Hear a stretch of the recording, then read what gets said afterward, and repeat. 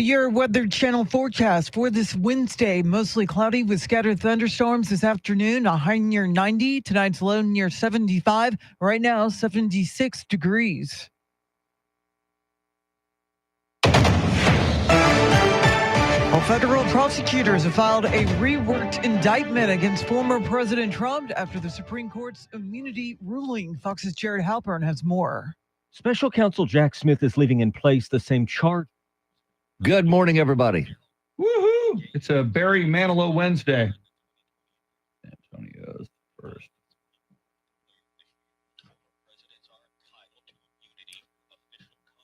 Good morning, Jacob, Travis, Tommy, Sam, Trevin, Kemper. I think that's everybody. Yeah. Yep. Happy hump day, Rooster. Rooster in the morning goes a cock-a-doodle-doo. And Rooster, I'm RSVPing for your wedding. Do I need to text that number or what?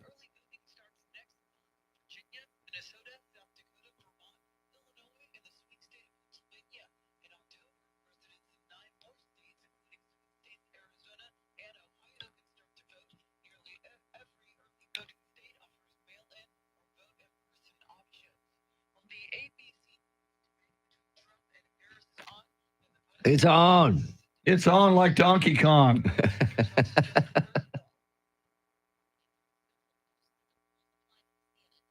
Yeah, where's your Fantalo t-shirt? I used to have a Barry Manilow t-shirt. I currently don't have one, which is awful. Should have one. Darn it. We should. No, but in honor of it being Barry Wednesday, he did write the songs.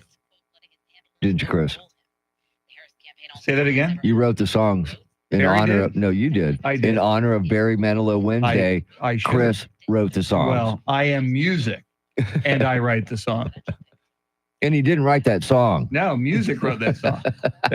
He is singing Good morning, Tim. as music.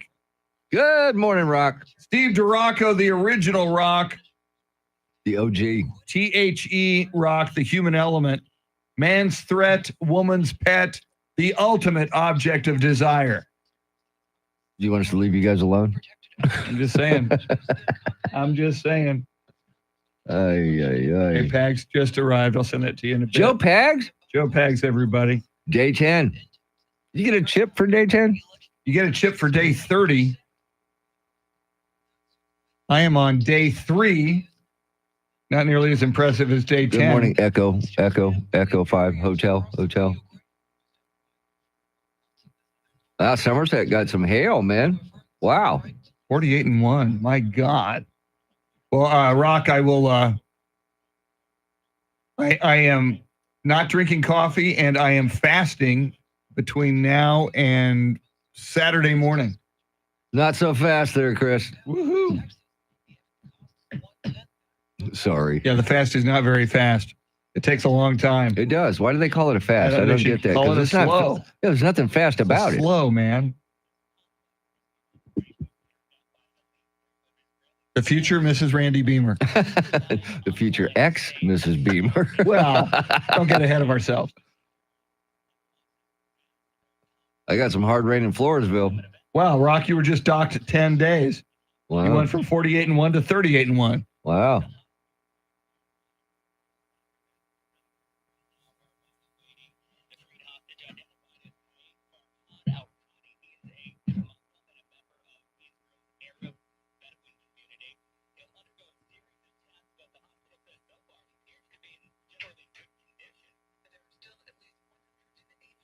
I like that.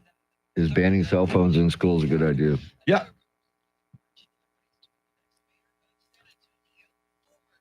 Oh my God! Look at that guy's. He's scary. Kenny G called. Oh, bestiality, dude, with a dog. I read the story yesterday. No, Get out. 8 years, dude. Yeah. All right. Yeah. That makes a couch seem a little much more benign. Exactly. Jeez. That's just some sick stuff. Yes, man. it is. Chris Rock wants to bring you a day gift before he leaves. When are you leaving, Rock? Tomorrow? I have to sneeze. Bless you. Thank you. Wow, 1.5 inches last night, Travis. That's a lot of rain. Tomorrow morning. I leave here at 10. Are you going to be in the North Star Mall area? Can't even talk without caffeine. Are you going to be in the North Star Mall area around 10:15-ish? Yes. Yes. All right. Why don't I meet you like around at North Star Mall somewhere around 10:15? Because I have something for you. See, it'll be like a drug deal, a drug exchange. At North Star Mall, that's usually what happens. Nobody Yeah. goes shopping there anymore. And and usually gunfire. I'll get pulled down an escalator. Yes. I hate it when that happens. Mm-hmm.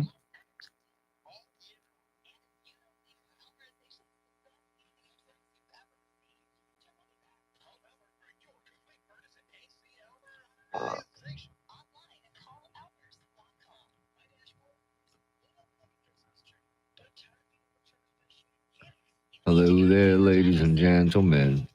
Trevin, Rooster, The Rock, Sam, Echo 5 Hotel, Tommy, Kemper. Welcome in, everybody. Barry Manilow at 5:40 Part one. and at 7:50. Part 1 at 5:40. Part 2 at 7:50.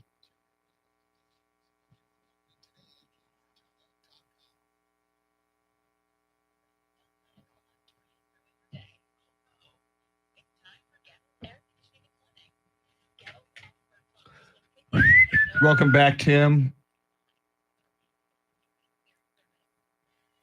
1.3 inches in 20 minutes. That's awesome. Echo 5 Hotel's house. That's awesome. Yeah, I go to bed early to wake up early, and my Alexa devices went beeping and flashing at like 11 Danger. 11 o'clock, saying we were in a flash flood Watch. watch until Yeah. 11:45. Yes, sir.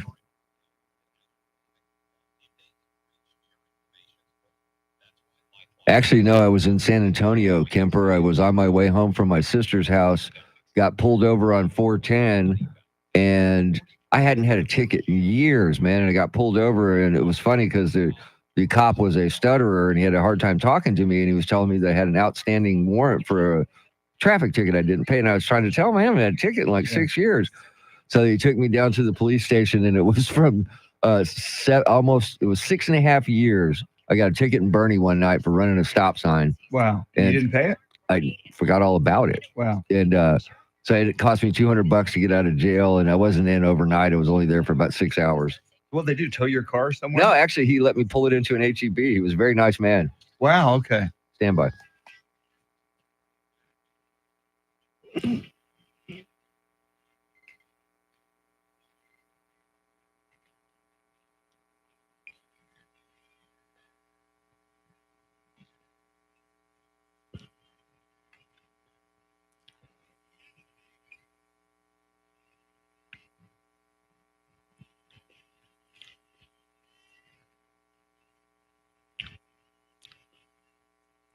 Welcome into this beautiful day, Wednesday, August 28th, 2024. 2 days until Labor Day weekend. That means 5 days left to wear white slacks.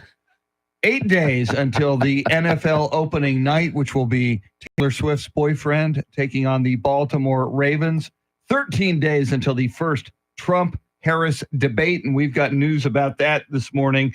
57 days until OpelkaCon, 64 days until Halloween, and 69 days until the 2024 election. What could possibly go wrong?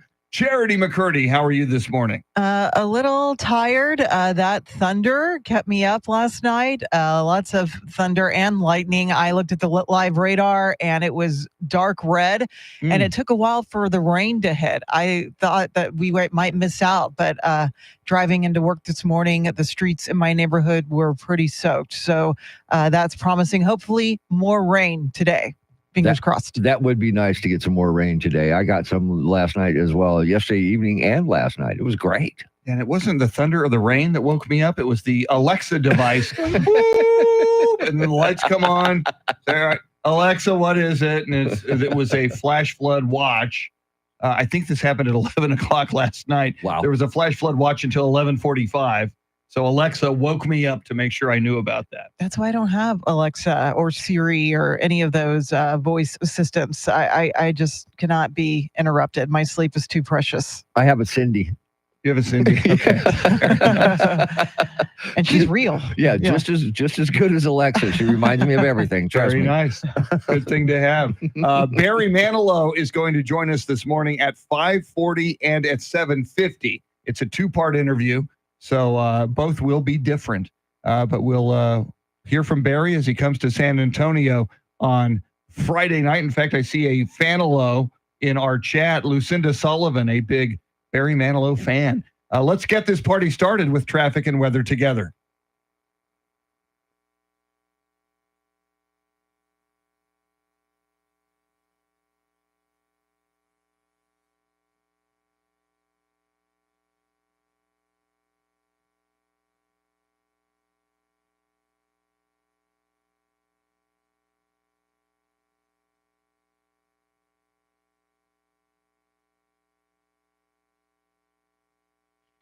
Partly cloudy early with scattered showers and thunderstorms this afternoon, highs in the low 90s. Tomorrow, partly cloudy skies, a stray shower, thunderstorm, possible highs in low 90s. Friday, a mixture of clouds and sun, and guess what? A stray shower, thunderstorm, possible highs in the low 90s.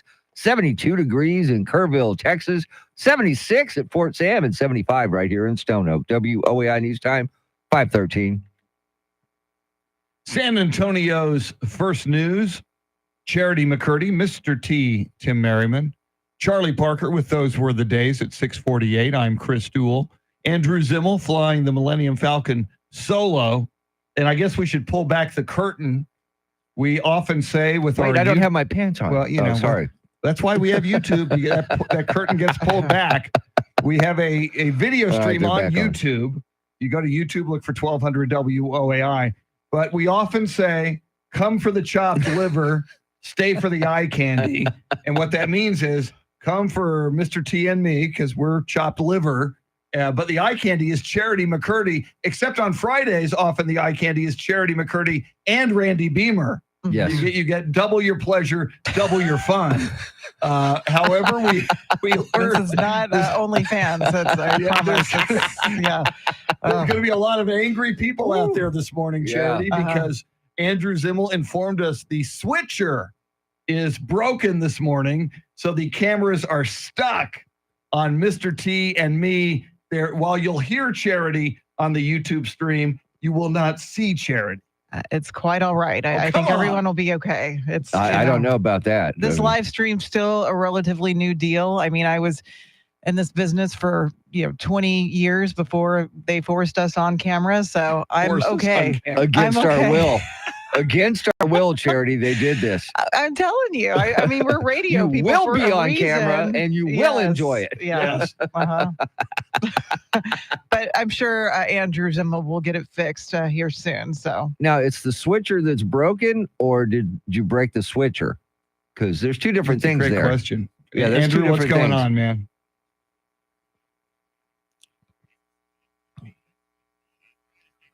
too rough on the joystick. That's what the problems I had with playing Atari back in the day. I had that Atari problem as a younger console. man. Yeah, me too. Yes. Pole position, Yes, that too. Okay, let's just move on. My goodness. Move on. What a start to the show. Woo! Woo woo. Barry Okay. Manilow at 5:40. Coming up, more and more schools are saying, kiddos, you can't have those cell phones in the classroom. Is that a good idea? We'll talk about that, and we'll ask you about that coming up. WOAI News Time, 5:15.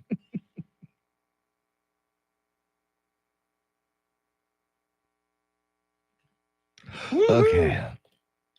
Wow. It did go south in under 20 seconds. Yes. That's pretty bad. Woo! Nice joystick reference. In pole position. Let's see.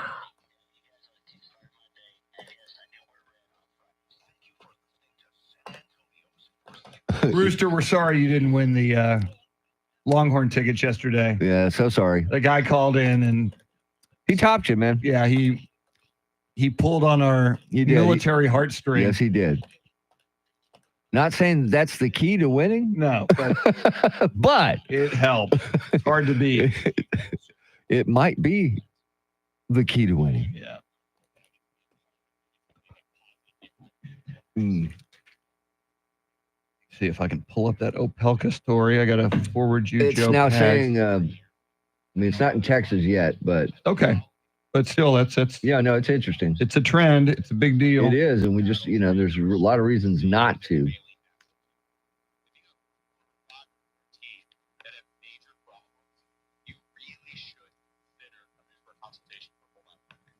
Yeah, it's Indiana, Louisiana, South Carolina, and Florida. Okay, They're I'll have limited- you walk us through that story. They have called. There's 3 other states that have called on school districts to restrict or ban the devices. I'm okay with restrict.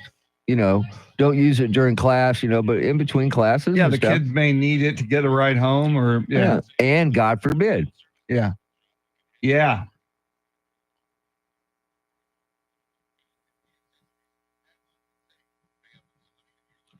Of the nation's 20 largest school districts, at least 7 forbid use of cell phones during the school day or plan to do so, and another 7 impose significant restrictions. I'm okay with restrictions.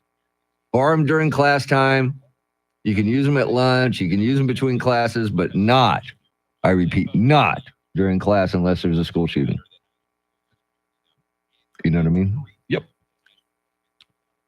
Just got this in. Joe Pags is ready.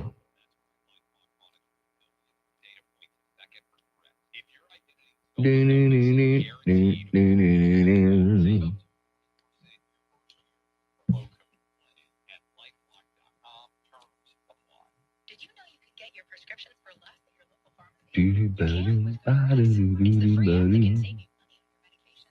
Just search for your prescription, choose the pharmacy and the price that works best for you, and then show. So, are you going to fire the Barry Manilow from here? Yes. So they can hear it on the Yes, stream? Okay. I am. Cool. Barry Manilow at 540 and 750. Louie. Louie.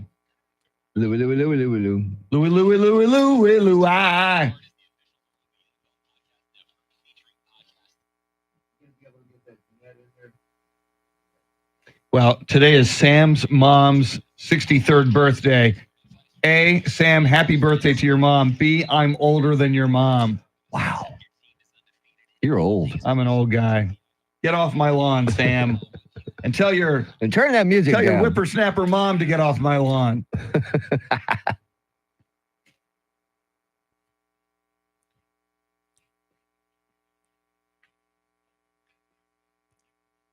San Antonio's first news, a trend beginning across the country in classrooms.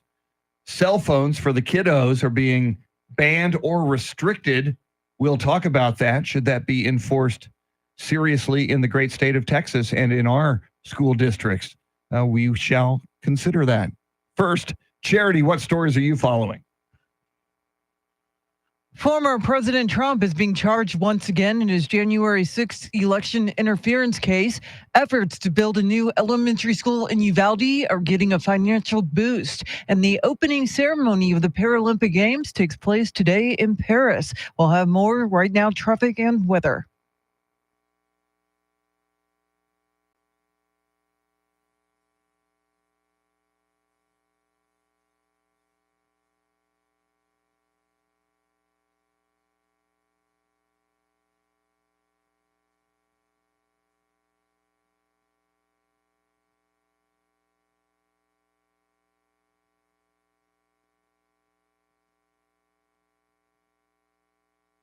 Well, we got some rain last night. Will we see more rain? We welcome in News 4 San Antonio meteorologist Jeanette Kaye. Good morning, Jeanette.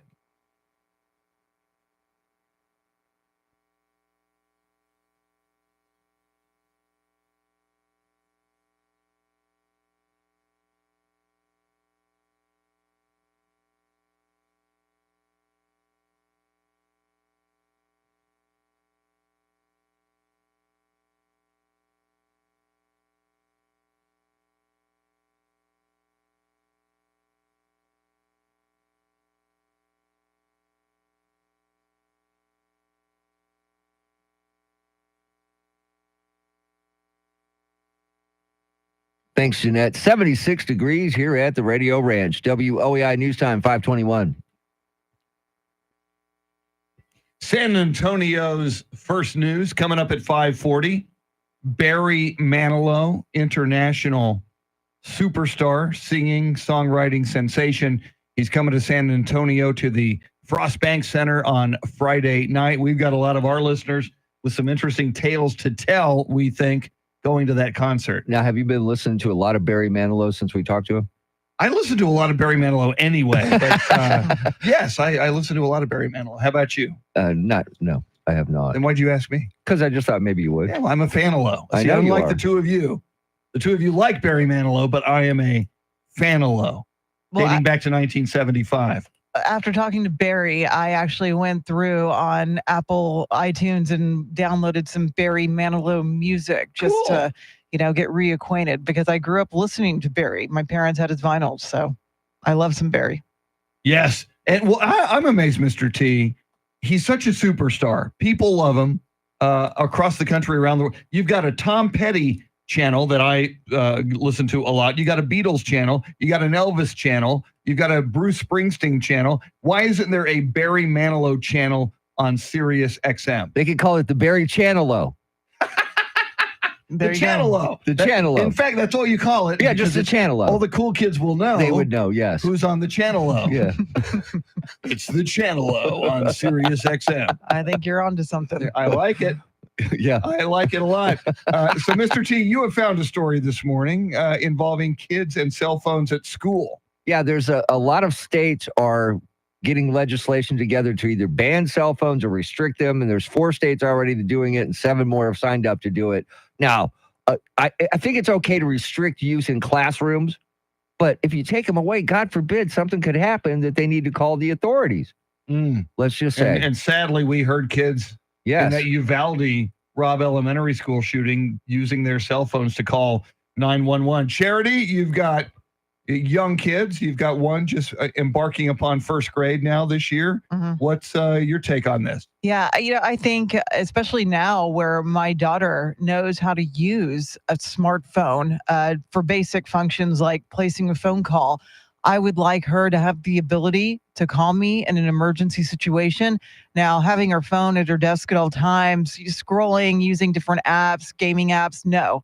I agree with teachers and administrators that it's an absolute distraction in the classroom, but those cell phones should be allowed to be in their backpack so they have access to them in the event of an emergency. Yeah, what they want to do is, those pouches, you put your phone in and then you run it across this thing and it locks it. And then when you want to get it out, you got to run it across another thing to unlock it. That's what they want to do. And I think that's a bad idea. Yeah, what if there's an emergency and they need that cell phone right now? Yeah. Yeah, there's got to be a compromise. Yeah, ban them in classrooms, make it, a punishable offense of some sort. You give them some sort of punishment if they get caught using it in class. But, between classes, lunchtime, why not? Absolutely. Charity McCurdy, we are asking the people this morning, therefore, on the Talkback feature, should cell phones be banned in classrooms? How do people get us their response? The free iHeartRadio app, you launch it and search 1200 WOAI. You look for that red circle. That's the talkback button. Once you see it, hit it. You have 30 seconds to let us know your thoughts on this. And we will play your responses on the air. Coming up at 5:40, Barry Manilow. Before that, Charity with all the big stories you need to know about on this Wednesday morning. WOAI News Time 525. Okay. We already got one, too. Already? Yeah. Wow.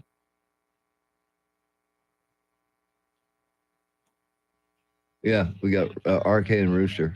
Yeah, it's the same people over and over, Chris. Woohoo. Do. I like having the same people So do I. daily because that shows loyalty. Yes, it does. And our listeners get to know, our listeners enjoy RK and Kemper Yes. and Rooster. And so do we. Yes.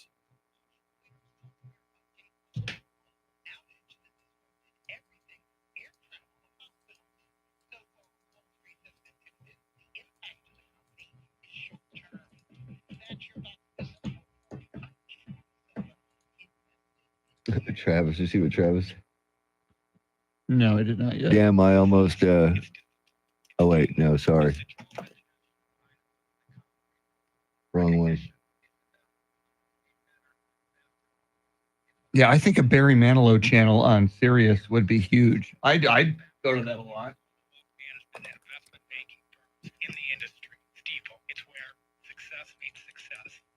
Yeah, they need to have them with them in class in case some jerk comes in there and starts shooting up the classroom. You want to be Exactly. able to get a hold of the authorities, or What if there's a tornado? And yes, I mean, there's all kinds of things that could happen. I'm sorry, I was misreading your comments there, Travis. No worries. You almost caught up to his mom in age. I thought you said something completely different because, hey, it's early. I'm only on my third cup of coffee.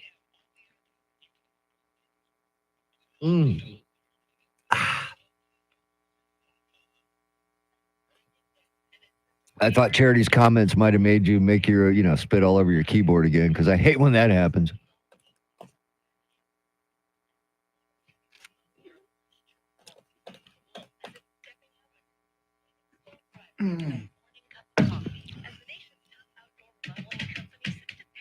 Still on your first. Wow. Tim will be back in a few minutes. We'll wait. Yeah. We'll be here. We'll wait. We'll just wait for him to get back and then we'll start the show over again. Oh, that's good. You Jesus, missed your look at keyboard. that. That's good. Tourist randomly slashed in the face at Newark Airport. What the hell? That's awful. It is awful.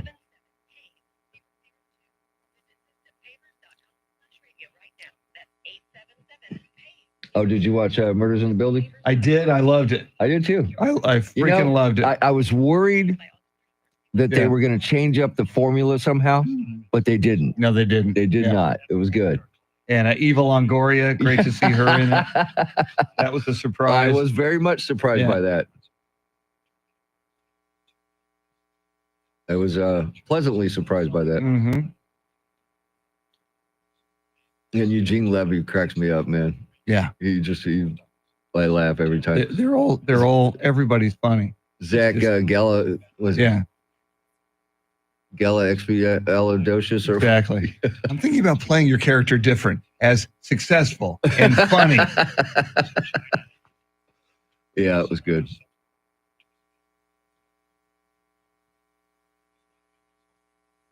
Yeah, and Sam Bakula. I mean, there was all kinds of people in this, man. very There was a good. lot Yeah. of people in this one.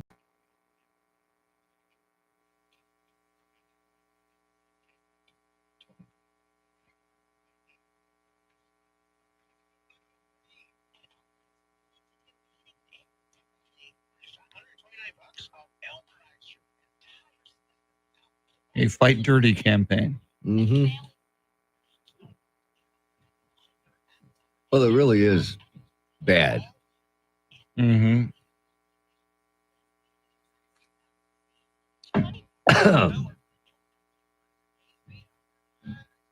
And they make the guy look like a total scumbag. Well, he is if he's out Yeah, dumping stuff true. illegally. Man, there was a road out by where I lived. It was Prue Road, but it was, now there's houses all over it. But used to go down that road and people would just, refrigerators and stoves and all kinds of Yeah. crap, man. It was just ridiculous.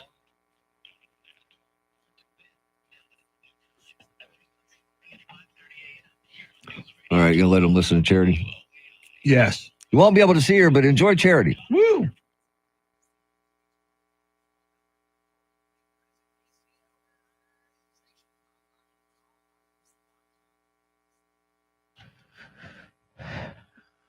.30 is our time. San Antonio's first news. Good Wednesday morning. I'm Charity McCurdy. Among our top stories, former President Trump is being charged once again in his January 6th election interference case, and Texas farmers are sounding the alarm over water shortages. We'll have details, first traffic and weather together every 10 minutes in mornings.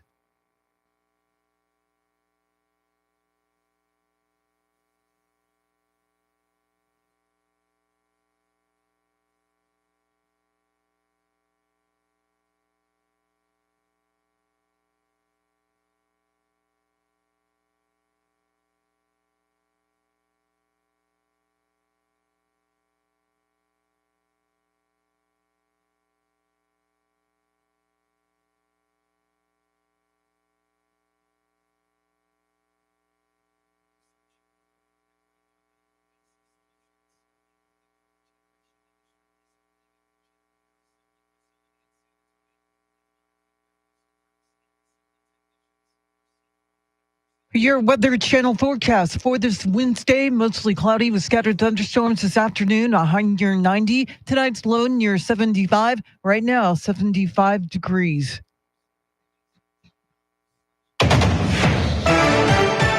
Federal prosecutors are paring down an indictment against former President Trump following the U.S. Supreme Court's ruling on immunity. Fox's Jared Halpern has more. Special counsel Jack Smith is not dropping any charges against former President Trump in his case about election interference, but a superseding indictment does remove allegations the former president leaned on Justice Department officials to pursue election fraud.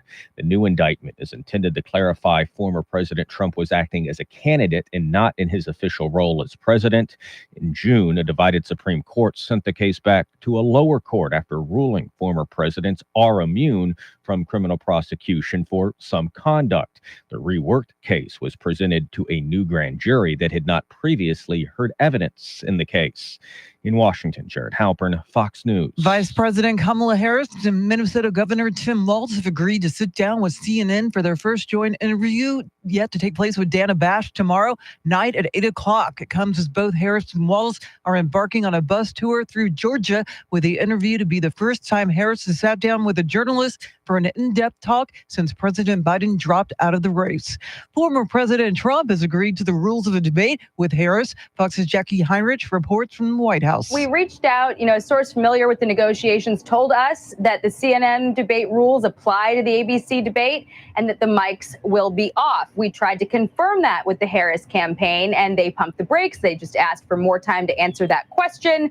But the Trump team doesn't care if the microphones are on or off. The push to keep the mics on is coming from the Harris camp. They've tried to paint this discussion as though Trump's team believes that he can't act presidential and that they need him to hide behind a mute button. But Politico reports it is more about serving up Vice President Harris a winning moment. Quote, privately, the Veeps team believes that Harris can get Trump to lose his cool and say something impolitic on mic. The ABC debate is scheduled to air September 10th. U.S. Senator John Cornyn is meeting with farmers and ranchers affected by lack of water in South Texas. Cornyn and Arkansas Senator John Boozman were part of a roundtable in Mission. Farmers spoke of their frustration with the current water situation, noting that they could be out of business in 2 years if conditions don't change. Farmers also asked the senators to try to force Mexico to deliver the water it owes the United States under a decades-old treaty. Cornyn said he plans to meet with Mexico's new president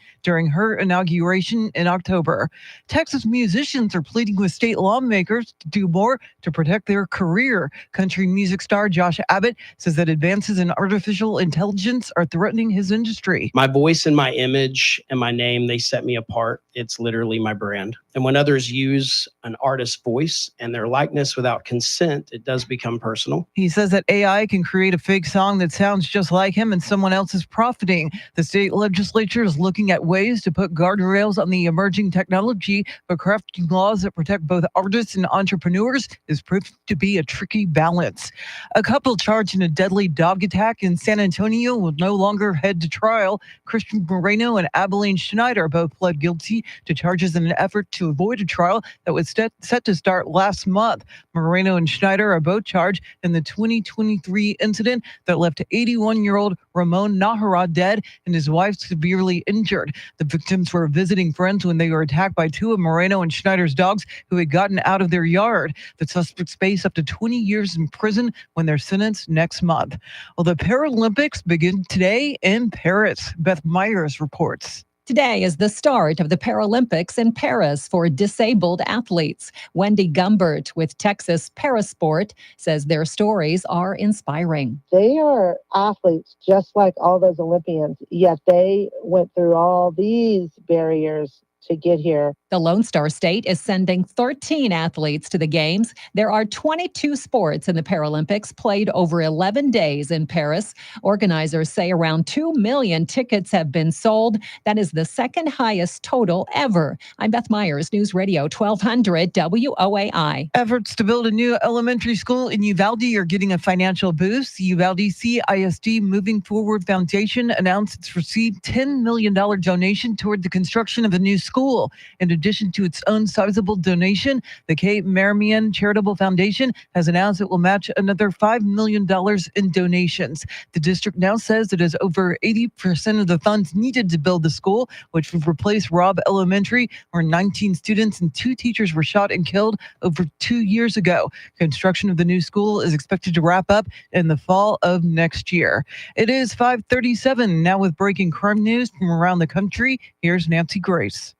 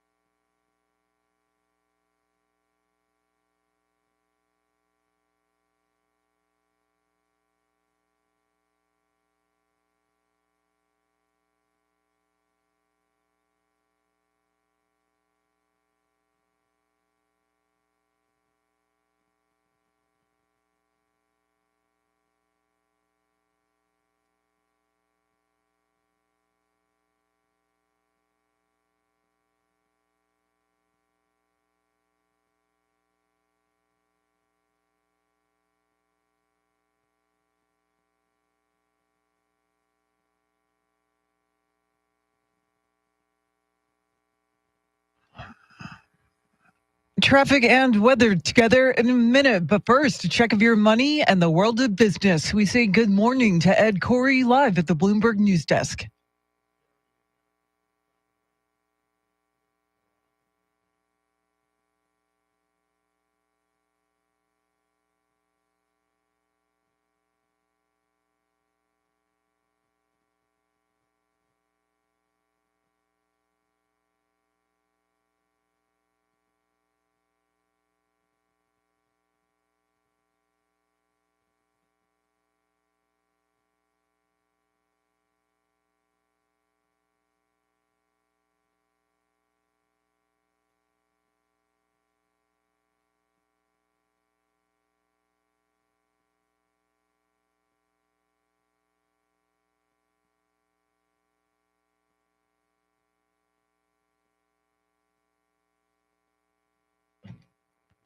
Thanks, Ed. News at the top and bottom of every hour, along with breaking news as it happens. I'm Charity McCurdy. Here's traffic and weather.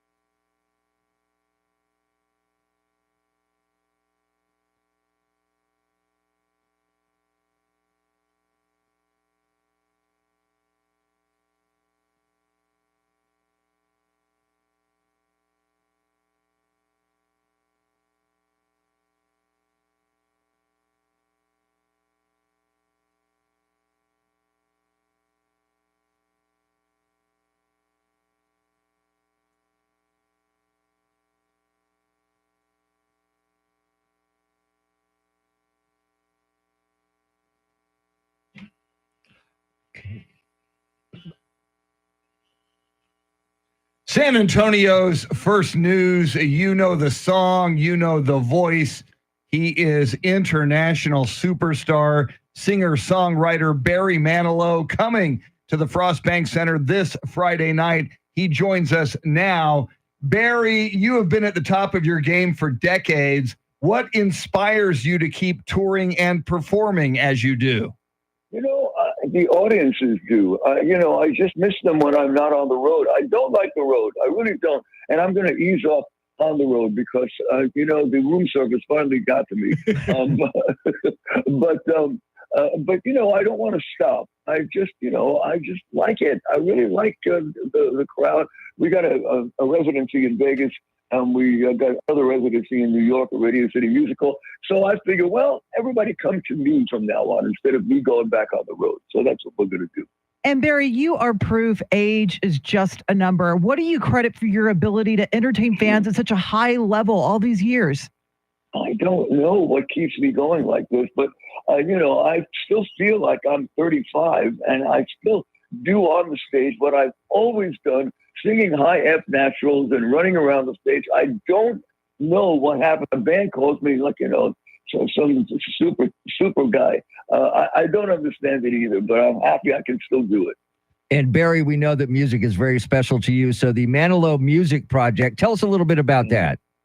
About 20 years ago, I found out that because of budget cuts, high schools around the country are running out of musical instruments. And the instruments that the kids have are all broken down and all. I thought, I got to do something. So we started the Manilow Music Project, and for the last 20 years, we've been giving out instruments to schools all over the country to the tune of around $10 million by this time. And I'm so happy I can do something like that. And this time on this little tour, we're having a contest, and the kids from all the schools in every city that we go to pick their favorite music teacher, because I think the teachers are the heroes. And we've been doing it on the stage and introducing the winner every night, and it's a beautiful, beautiful moment. Going to be great. San Antonio is looking forward to that, Barry, this Friday night as part of your show. And what does it mean to you, Barry? You're giving back through the Manilow Music Project, and you're fostering a new generation of musicians. To know that you're a big part of the future of music around the world, how does that make you feel? Well, what can I tell you? It makes me feel fantastic. I'm so happy I can do something like this at this point in my life. It makes the whole thing worthwhile. Now, Barry, how much downtime do you typically have on tour stops? Are you able to check out the sights in the city? I don't. Maybe the band does. I don't. We do 3 in a row, a day off. 3 in a row, a day off. On that day off, I rest in like a corpse for 24 hours, and then I start all over again. So Barry, when you're picking out your playlist, your set list, what you're going to play that night, which song sticks out to you the most? Which one do you like doing the most, or is it all of them? Well, these hits are just, the audience. It's not me. It's not me that likes them. I like them because they like them. If it was up to me, I'd probably be doing some album cuts that no one's ever heard of. But I'm not there for me. I'm there for them. And when I do, even now, and when I do, I Made It Through the Rain, and when I do our episode in Copacabana, that gives me such pleasure to watch these audiences slip out. So it's more enjoyable for me to watch them than to do it myself. He is the amazing Barry Manilow. The audience will flip out in San Antonio on Friday night at the Frost Bank Center. Our second part of our interview with Barry Manilow is coming up. We'll play that for you at 7:50 this morning. Coming up, flashback, WOAI News Time 5:45. And we're back. Woohoo! Okay. Lucinda Sullivan will be there. Kemper will be there. Jolene as well. Jolene will be there. Bob and Cindy will be there. But will the storyteller? Yes, that's there? the question. Haven't heard from the storyteller No, we all have week. not. I'm a little concerned. Thank you, Kemper. Part 2 comes up at 7:50. About a 10-minute interview, so we just gave you half of it right there. And of course, you can always go to the podcast tomorrow and get the entire thing. Okay, there's that. But not today. Not today.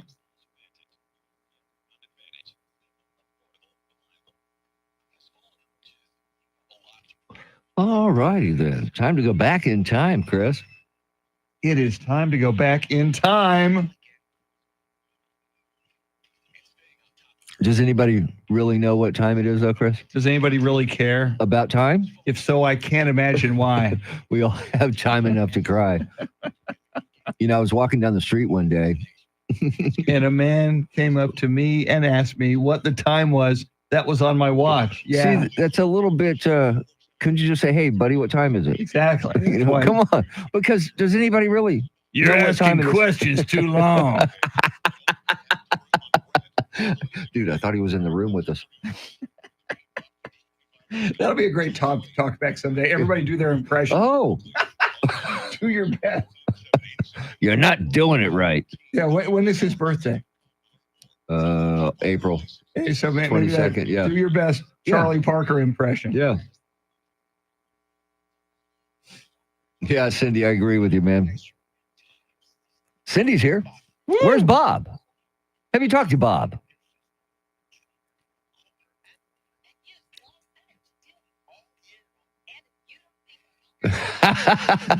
Okay, that's funny. Charity, you see charities? Yeah. That's funny. It's a miracle. A true blue Spectacle, a miracle come true.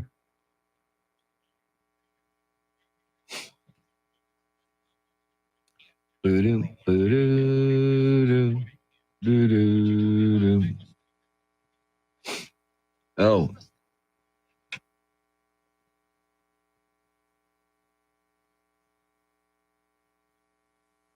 Till the Grim Reaper says so. True that. Does anybody care that Oasis is reuniting? I think they do, Yeah. because I don't. I mean, hey, they're the next Beatles. Well, that's the most the ridiculous thing they hubris could ever to say say. we're going to be bigger than the Beatles. Yeah. Good luck.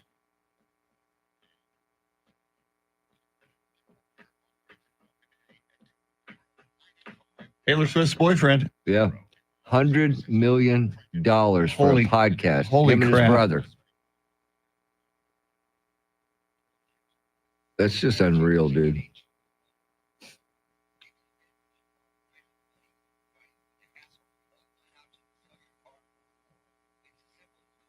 Although, have you seen the Buffalo Wild Wings commercial with the brother? I have not. Not Travis, the other guy. I forget Yeah, his name. Jason. Yeah. It's hilarious. Good. The buffaloes there. I love that buffalo, by the way.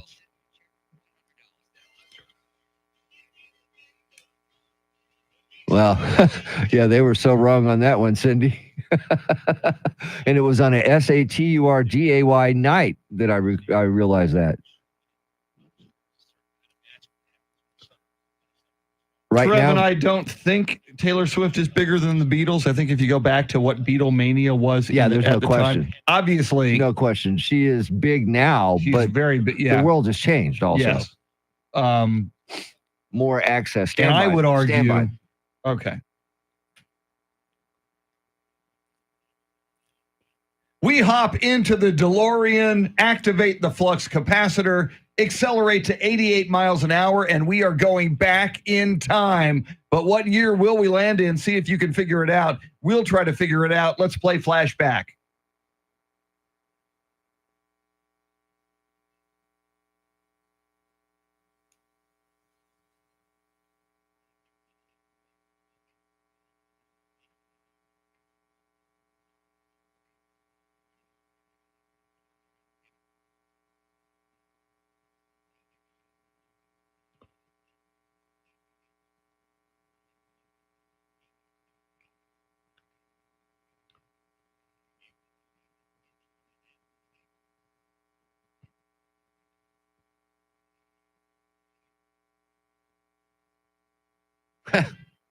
Wow. Where was I?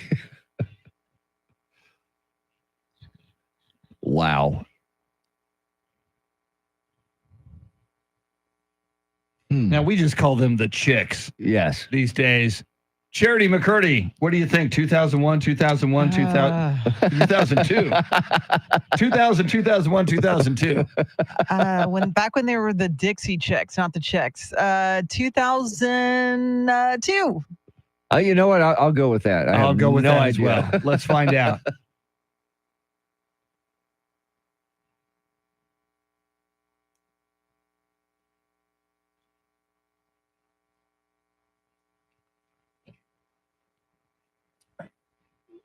Hey, Charity she's on a McCurdy. roll, man. Ah, She knows her Dixie Chicks Yes, she does. and her chicks. and I can't buy a winning scratcher to save my life when, trying to win the lottery, something. Maybe today's the day. Okay. Could be. What else are you working on? Special counsel Jack Smith is once again charging former President Trump in plotting to overturn the 2020 election. Kamala Harris will have her first sit-down interview with her running mate on CNN tomorrow night, and a fifth candidate is seeking the job of San Antonio mayor. We'll have details right now, traffic and weather.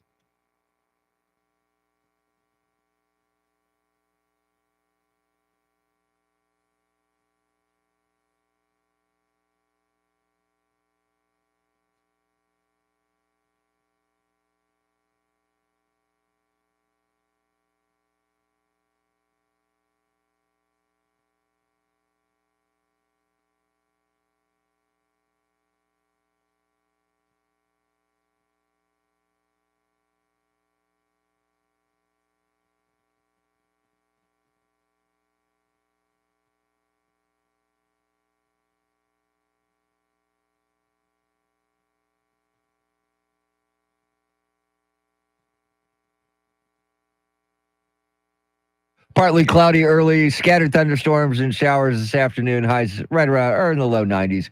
Tomorrow, partly cloudy, stray shower, thunderstorm, possible highs in the low 90s. Friday, a mixture of clouds and sun with a stray shower or thunderstorm possible, highs in the low 90s. It is 75 degrees in New Braunfels, Texas, 76 at the Pearl downtown, and 75 right here in Stone Oak. WOAI News Time 5:53.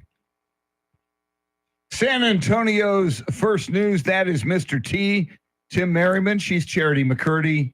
Charity, you told us this on the chat, but it's very funny. Yeah. You texted your dad, you let your dad know you were interviewing Barry Manilow. Yeah, and his response immediately, it's a miracle. A true blue spectacle. Yes. A miracle come true. Very nice.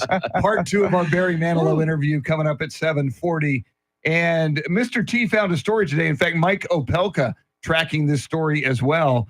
A number of states are banning or limiting cell phones for students in the classroom. And we made it our talkback question this morning. How do you feel about it, Charity? Most of our listeners know how to do talkback. We're always getting new listeners. How do people get in touch with us? The free iHeartRadio app. Download it if you don't have it already. Once you get it, launch it, search 1200 WOAI, and look for that red circle. That's the talkback button. 30 seconds to sound off on your thoughts. Yeah, and RK. We love when RK checks in. Yeah, RK here. Let's see. Phones in the classroom. Well, duh. Everybody have a beautiful ring-free day. Bye, y'all. One word, and RK encapsulates his response. Very nice. Very All nice. right, here's Rooster. Hey, good morning, crew. It's Rooster. I agree that the phone should be, the cell phone should be restricted by students, but not totally banned in case of emergencies, of course, like school shootings and all that. But across the board, I think cell phones are bad for everyone. I mean, back in the day when we were kids, we knew phone numbers of the people we were calling, and nowadays, you ask someone and see how many phone numbers they really know by memory. Anyway, that's my input. Y'all have a great one. Good point. Yeah, we used to know phone numbers. I know like 2, and Yeah. I technically know 3, but that one is the landline phone number that my parents no longer have. So- I still remember all of those, Yeah. yes. Yes, all right, let's check in with a school teacher.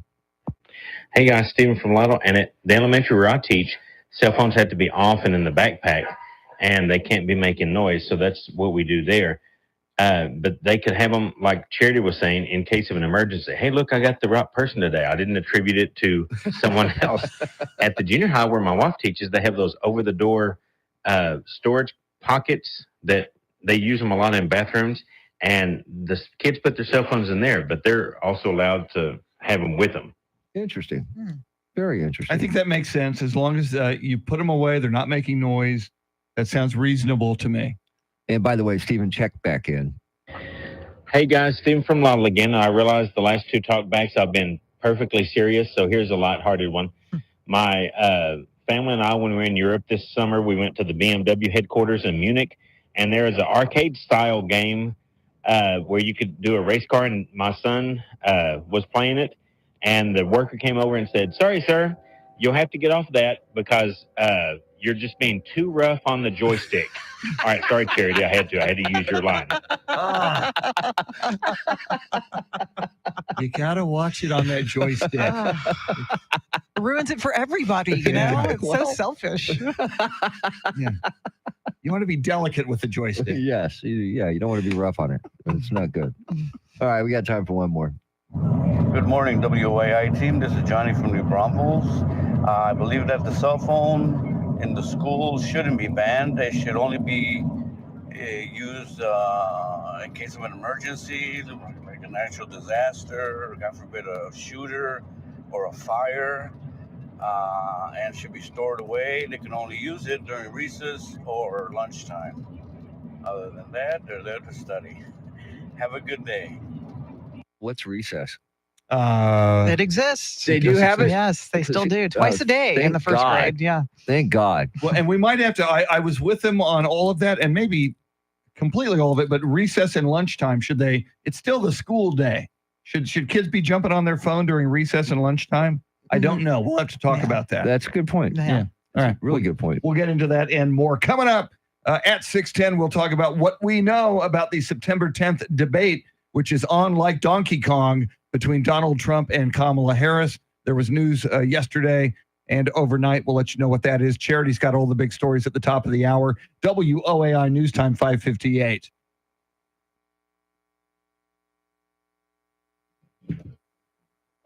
All right.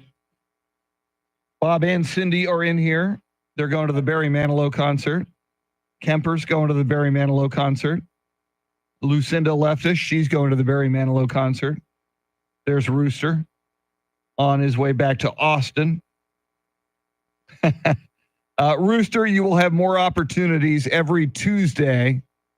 We're doing Longhorn Tuesdays. We're going to give away those Longhorn tickets. Good morning, Ben. Now, let's see.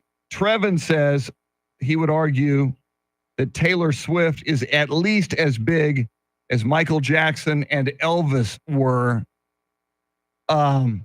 Having lived through Elvis and Michael Jackson, I still think that I think Taylor Swift has a huge segment of the population, the bulk of which is younger girls or young women, whereas I think Elvis and Michael Jackson, and certainly the Beatles, I think had a broader audience. I could be wrong, and I could be prejudiced. I look at my shirt. I'm a huge Beatles fan. So I mean, I'm open to the fact that I'm operating from memory, having lived through the Elvis and Michael Jackson and Beatles eras. But I mean, all respect to Taylor Swift for what she's done and what she's doing. And even if the belief by someone is she's not yet at Elvis level or Michael Jackson level, she could still do it. She's certainly on the way. So there's that.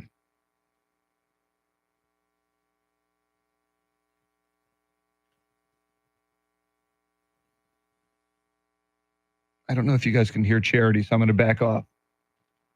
6 o'clock is our time. San Antonio's first news. Good Wednesday morning. I'm Charity McCurdy. Among our top stories, revised charges against former President Trump for his alleged attempts to interfere in the 2020 election, and another candidate is in the running for SA mayor. We'll have details, first traffic and weather together every 10 minutes in mornings.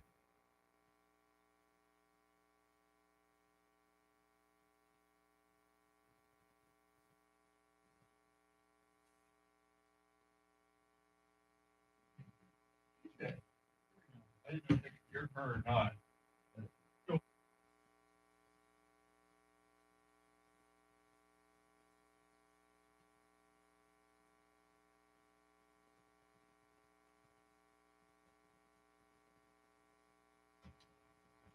And your Weather Channel forecast, mostly cloudy with scattered thunderstorms this afternoon, a high near 90. Tonight's low near 75. Right now, 76 degrees. Federal prosecutors have filed a reworked indictment against former President Trump after the Supreme Court's immunity ruling. Fox's Jared Halpern has more. Special counsel Jack Smith is leaving in place the same charges against former President Trump, but narrowing some of the allegations about efforts to overturn the 2020 election results. A divided Supreme Court earlier this year ruled former presidents are entitled to immunity for official conduct. The superseding indictment removes allegations the former president pressured Justice Department officials to investigate voter fraud. But the updated indictment still alleges former President Trump tried to persuade his vice president, Mike Pence, to refuse certifying the electoral vote. The new indictment was issued by a grand jury that had not previously heard evidence in the case. Jared Halpern, Fox News. The November election is less than 70 days away, but voters in several states will be able to cast their ballots soon. Early voting starts next month in Virginia, Minnesota, South Dakota, Vermont, Illinois, and the swing state of Pennsylvania. In October, residents in 9 more states, including swing states Arizona and Ohio, can start to vote. The ABC News debate between Trump and Kamala Harris is on, and the vice president has a sit-down interview scheduled for tomorrow with CNN. Fox's Jessica Rosenthal has more. Former President Trump wrote in a Truth Social post that the rules applied to the CNN debate between him and President Biden will apply to the September 10th ABC debate in Philadelphia with Vice President Harris. This means the microphones will remain off when the other person is speaking. The Harris campaign had said they wanted the mics to remain on, and they said in response to this agreement that while both candidates were willing to debate with unmuted mics, it appears Donald Trump is, quote, letting his handlers overrule him. The Harris campaign also denies ever asking to bring notes into the debate. Separately, Vice President Harris is planning a sit-down interview with CNN this Thursday night in what is being billed as a joint interview with her vice presidential pick, Tim Walz.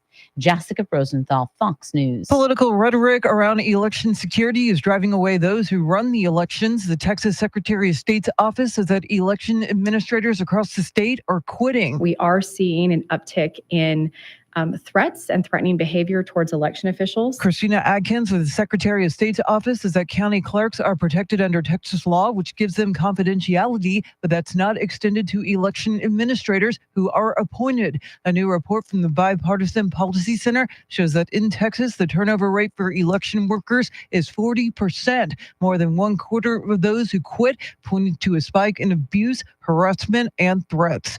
Governor Abbott plans to expand buoy barriers across the Rio Grande to stop migrants from crossing the southern border, but is waiting for a court to affirm the state's right to use them.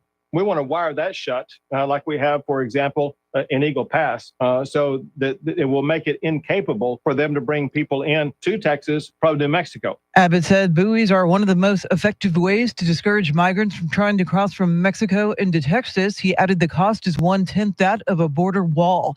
Israeli forces conducted a daring rescue mission to save a hostage in Gaza. Fox's Jeff Paul has more. This complex rescue operation was carried out by an elite group of Israeli commandos who essentially put their lives on the line to save a fellow Israeli. And they had to navigate all the twists and turns of Hamas's vast and very complex underground tunnel system. And eventually they were able to extract the hostage and get him home. His first stop was the hospital. They got him there by helicopter. That's where doctors right now are evaluating the freed hostage, identified as Qaid Farhan Al-Qadi. He is a Muslim and a member of Israel's Arab Bedouin community. He'll undergo a series of tests, but the hospital says so far he appears to be in generally good condition. Another person is emerging in the race to be the next mayor of San Antonio. Former Texas Secretary of State Rolando Pablos announced he's running in next year's mayoral election. Along with serving as Secretary of State, Pablos has also served as Commissioner of the Public Utility Commission of Texas and is Chairman of the Texas Racing Commission. He's the 5th candidate to announce they're seeking to replace current Mayor Ron Nierenberg, who is leaving office due to term limits. A couple whose pit bulls killed an 81-year-old San Antonio man last year and injured his wife pled guilty to felony charges and now await their sentencing. Christian Moreno and Abilene Schneider pleaded guilty to dog attack resulting in death charges yesterday in a Bexar County courtroom. The pair was arrested in February of last year after their pit bulls attacked and mauled 81-year-old Ramon Najera to death and seriously injured his wife. Firefighters said at the time it took pickaxes to get the dogs off of the victims. Sentencing will be September 20th, and thanks to a plea bargain, there will be no probation, and the state wants the maximum sentence of 20 years in prison and a $10,000 fine for each. Eric Lycum, News Radio 1200 WOAI. It is 6:07, news at the top and bottom of every hour, along with breaking news as it happens. I'm Charity McCurdy. Traffic and weather coming up.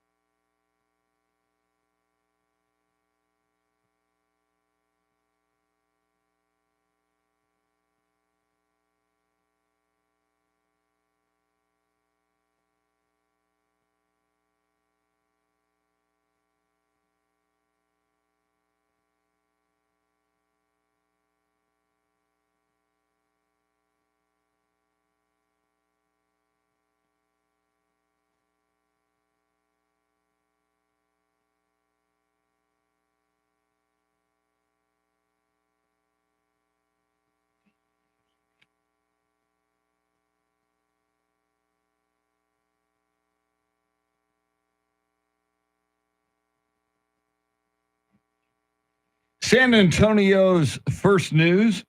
Charity McCurdy, Mr. T, Tim Merriman, Charlie Parker with Those Were the Days at 6:48. I'm Chris Duell, EJ Pacheco, and Andrew Zimmel doing the heavy lifting, making the show go this morning. Andrew directing the YouTube stream. Search 1200 WOAI on YouTube, and you'll find it. Big 6 o'clock hour. We mentioned Charlie at 6:48. At 6:40, White House correspondent John Decker on how the presidential race could affect Congress, the down ballot voting. And coming right up, we've got the latest on this debate that is coming September 10th between Donald Trump and Kamala Harris. But first, your traffic and weather together.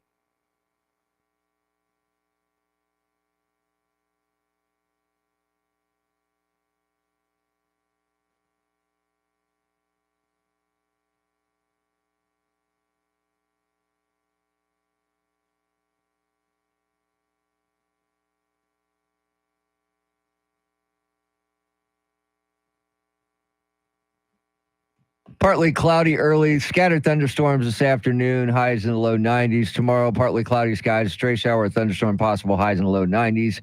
Friday, a mixture of clouds and sun with a stray shower, thunderstorm possible, highs in the low 90s. 75 degrees at Fort Sam Houston, 74 in China Grove, and 75 right here in Stone Oak. WOAI News Time 6:11. San Antonio's first news. Well, many analysts and we talked to some of the best in the business, say that this debate coming up in 13 days between Donald Trump and Kamala Harris will be huge. It is a tight race, especially in those swing states. So the eyes of America and the eyes of the world will be on this debate. And Charity, we now know a lot more about that debate than we knew yesterday at this time. Kind of, because it's all coming from former President Trump. He said on social media that an agreement's been reached and that the rules for next month's debate will be the same as that June CNN debate that he had with President Biden. But now you have the Harris campaign saying no, especially when it comes to the issue of muted microphones. That's a matter of ongoing conversation with the network ABC that will be hosting that debate. So it's a he said, she said kind of situation. Let's just get the debate on. Leave the mics on. Do what they have to do. But this must happen. If it doesn't happen, we're the ones that pay. True. The American public. I mean, the people are the ones that will pay for this because we're getting cheated. I think it will happen because they both need it. Yeah. And if either one of them said, I'm not doing the debate because of X, whether it's X is the microphones or whatever it may be, I think that would make that candidate look weaker or look like that candidate is ducking this debate.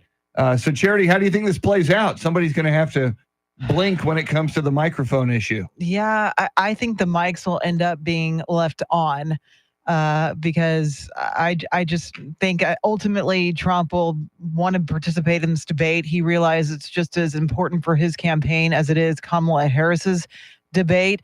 Even Harris has pushed back on assertions that she wanted to bring notes or cheat sheets, claiming that she never requested that. So again, it's like, who do you believe? We can't even get the story straight when it comes to debate rules, let alone policy. Now, I'm getting a little older sometimes when my memory is going away, but before the last debate between former President Trump and President Biden, weren't the mics always left on before that? To my knowledge, yeah. yes. Even when they had like 7 people on the stage, yes, all the mics were on because I remember the confusion at times. Who's saying that? So let's just do a regular debate. What's changing? It makes total sense to me that we do it that way. And yet it's interesting, Charity. It seems that while Trump won't say this himself, and he probably doesn't even believe this himself, there are reports that there are some Trump staffers within this campaign who think that muted mics help him. And they did help him against Joe Biden because it keeps him more focused and less going off on tangents, which he often does. Yeah, I have no question that hot mics can either help or hurt candidates. And in the case of Trump, some believe he becomes uncontrolled when the mics are left on. And I'm sure for the Harris campaign, they think that those attacks by Trump interrupting Kamala Harris could have the potential to turn off voters, particularly women voters of color and younger voters. I'm just wondering, the people that are on the Trump staff that say that, they want the mics muted, I wonder if he just tells them, you're fired. He might. But there was a lot of turnover in that first Trump administration and on each of the previous Trump campaigns. So, yeah, you may be fired sooner or later. Coming up, we will talk about what we know about the first sit-down interview that Kamala Harris is granting. That will be tomorrow night on CNN. We'll talk about that coming up. We'll get you caught up on headlines, traffic, weather, and more. WOAI News Time, 6:15.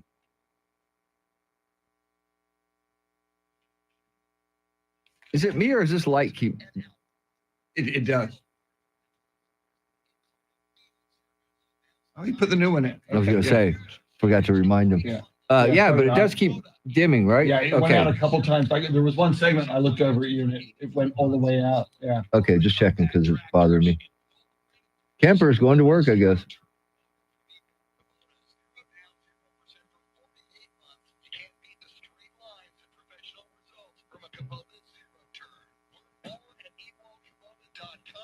Funny, Cindy says this is a swift free zone here.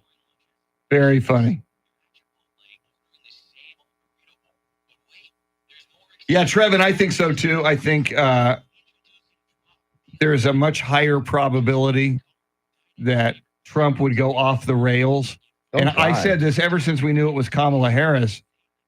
when he's running against a woman and a woman of color, there's a chance that something he says could be interpreted as either misogynistic or racist, whether or not that's fair or not. He runs. That's a risk he now runs that he didn't have against Joe Biden. No, it was just ageism against Joe Biden. Yeah. Well, and again, what a flip! Now he is. I know he is the old guy ever to run for president, older than Biden was 4 years ago.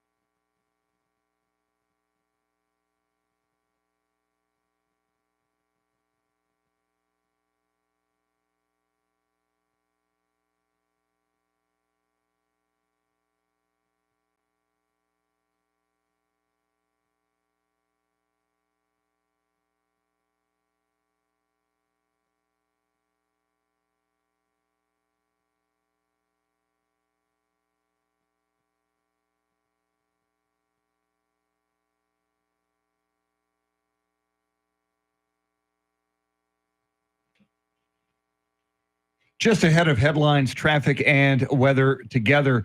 And we've been doing a lot of reporting on the 2 astronauts stranded on the International Space Station because of all of the problems with their Boeing Starliner spacecraft. And Mr. T, they're going to be there now till it looks like February. With all that time on their hands, I think maybe they could at least create a television show. Yeah, they should. And here's a possible theme song. Just sit right back in your space capsule. You are not going home. The Boeing ship that took you there is another mission blown. No friends, no pets, no Halloween. In orbit you will roam. You might just meet some aliens and get an anal probe. So join us back on Earth, my friends. We miss you very much.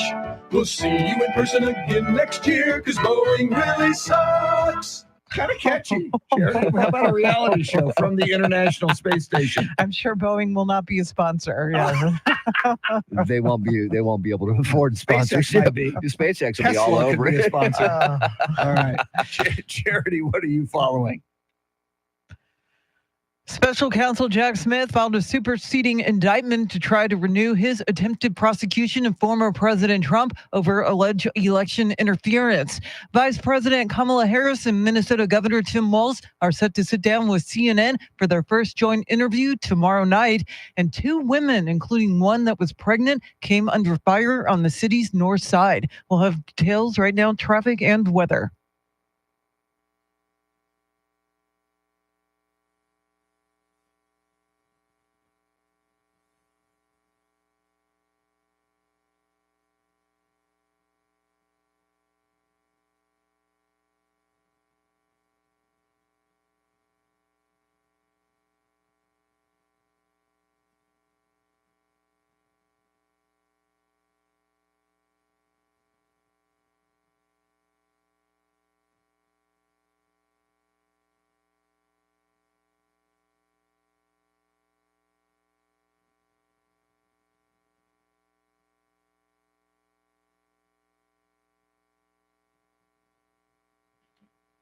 Partly cloudy skies this morning and then scattered showers and thunderstorms this afternoon, highs in the low 90s. Tomorrow, partly cloudy, a stray shower, thunderstorm possible, highs in the low 90s. Friday, a mixture of clouds and sun, and guess what? A stray shower, thunderstorm is possible, highs in the low 90s. 75 degrees in Leon Valley, 75 at the Snake Farm, and 75 right here in Stone Oak. WOAI News Time, 622. Ooh, when do I need to be out for Decker? Ooh. San Antonio's first news.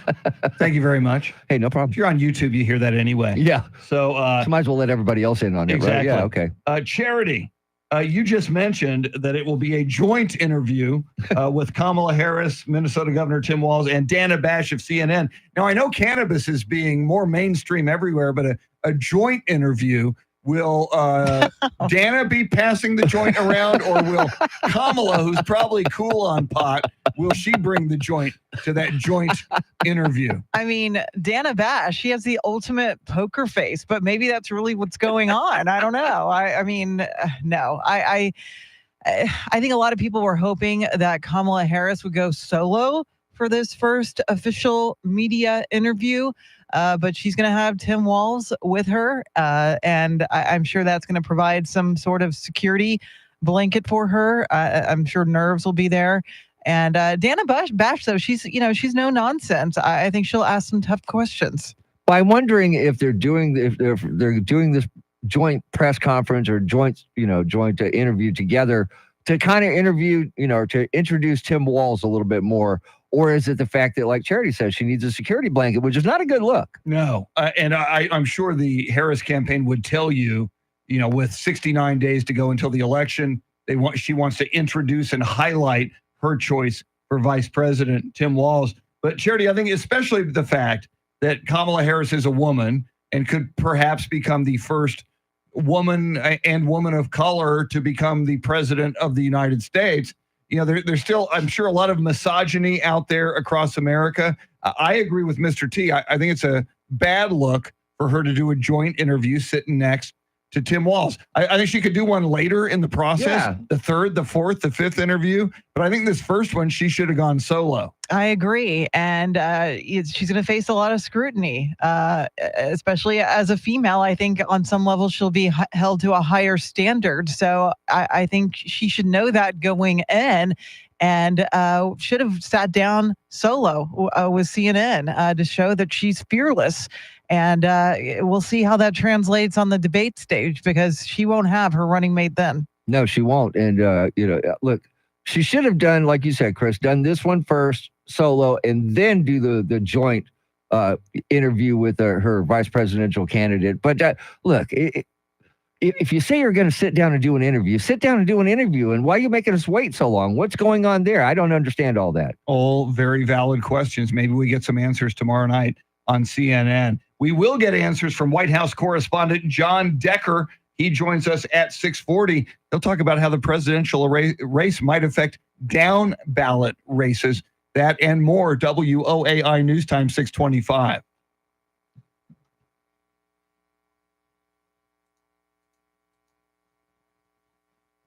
And we're back. Cindy says Mamala needs her daddy. I love that. Trump's going to have a field day with this. Oh, God. Trump's going to say, well, if you ever have to negotiate with Putin, are you going to have to bring Tim Walz with you? Exactly. So, yeah, she's just opening herself up for more criticism. Yes, she is. Sit right back and you hear a tale. All right, we got talkbacks for 50. Woohoo!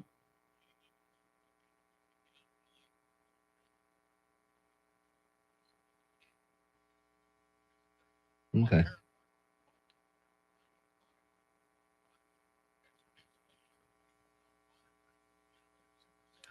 Oh, do-bo-dee-doo-doo-bow. Trevin says, as someone who is voting for Kamala, I agree it's not a good look to not go solo on the interview, but I'll reserve judgment until I watch it. Yeah, you know.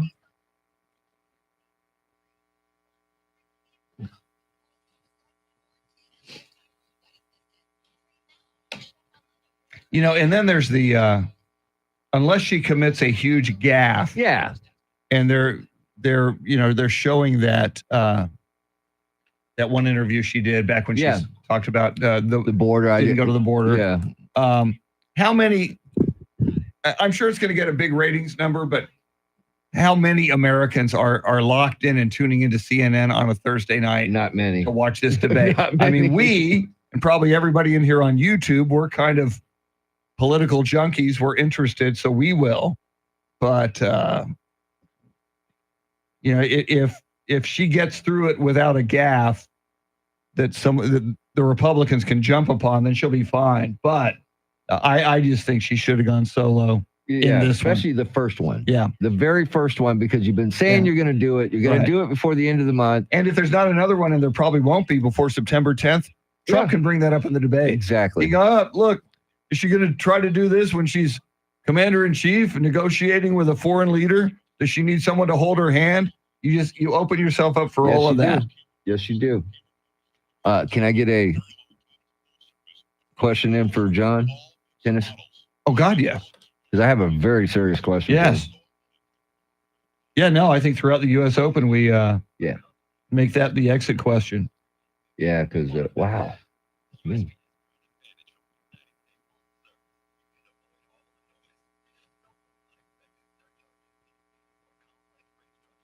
was thinking about this also. If you're going to be one of these schools that bans cell phones, that doesn't want kids to have cell phones in class, makes them put them in a pouch, every class should have one button that anything happens, you hit it, and it sends an alert straight to the police, and they show up, no matter what it is. Yep. Like a panic button. I agree. I mean, if that's what you're going to do, because if not, you're setting yourself up, man. I haven't heard anybody suggest a panic button for every classroom, but that's a good idea. Make it simple. It goes straight to, yes, straight to, and they know, all right, we got a panic button. Now, you have those dumbass kids that will go up and hit it, as a joke. Yeah. I say kick them out of school. Yeah, then you one time. Yeah, it's like pulling a fire alarm. Zero tolerance. Yeah. Yes. You're out. Well, and the panic button should, the teacher is usually around the desk. Yeah, it should be around the desk. Around the desk so of the teacher. If the teacher's not there, the kids can get to it, Why a isn't good the idea. teacher there? That's a whole nother subject. Yeah. But it's just something, I think it would be a lot easier and a lot cleaner that way. Right. All right, you want to let them listen to Charity? Yes, Charity is coming. Charity's coming.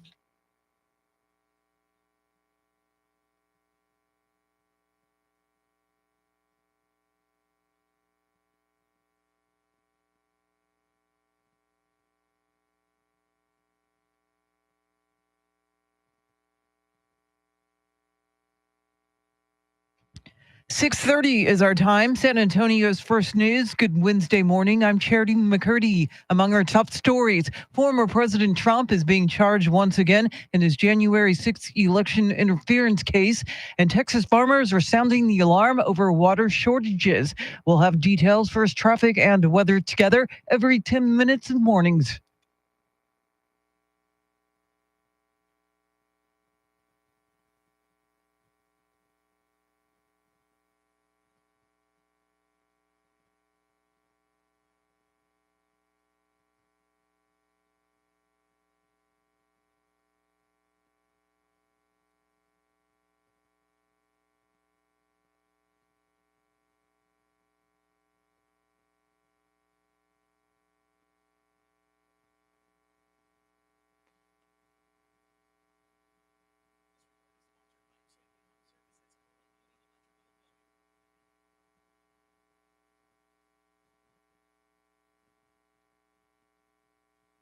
Your Weather Channel forecast for this Wednesday, mostly cloudy with scattered thunderstorms this afternoon, a high near 90. Tonight's low near 75. Right now, 76 degrees.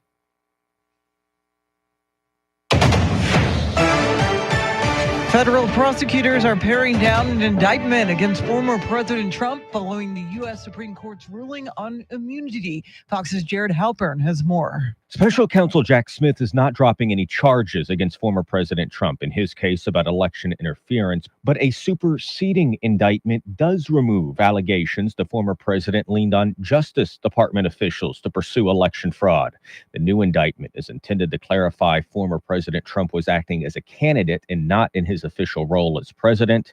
In June, a divided Supreme Court sent the case back to a lower court after ruling former presidents are immune from criminal prosecution for some conduct.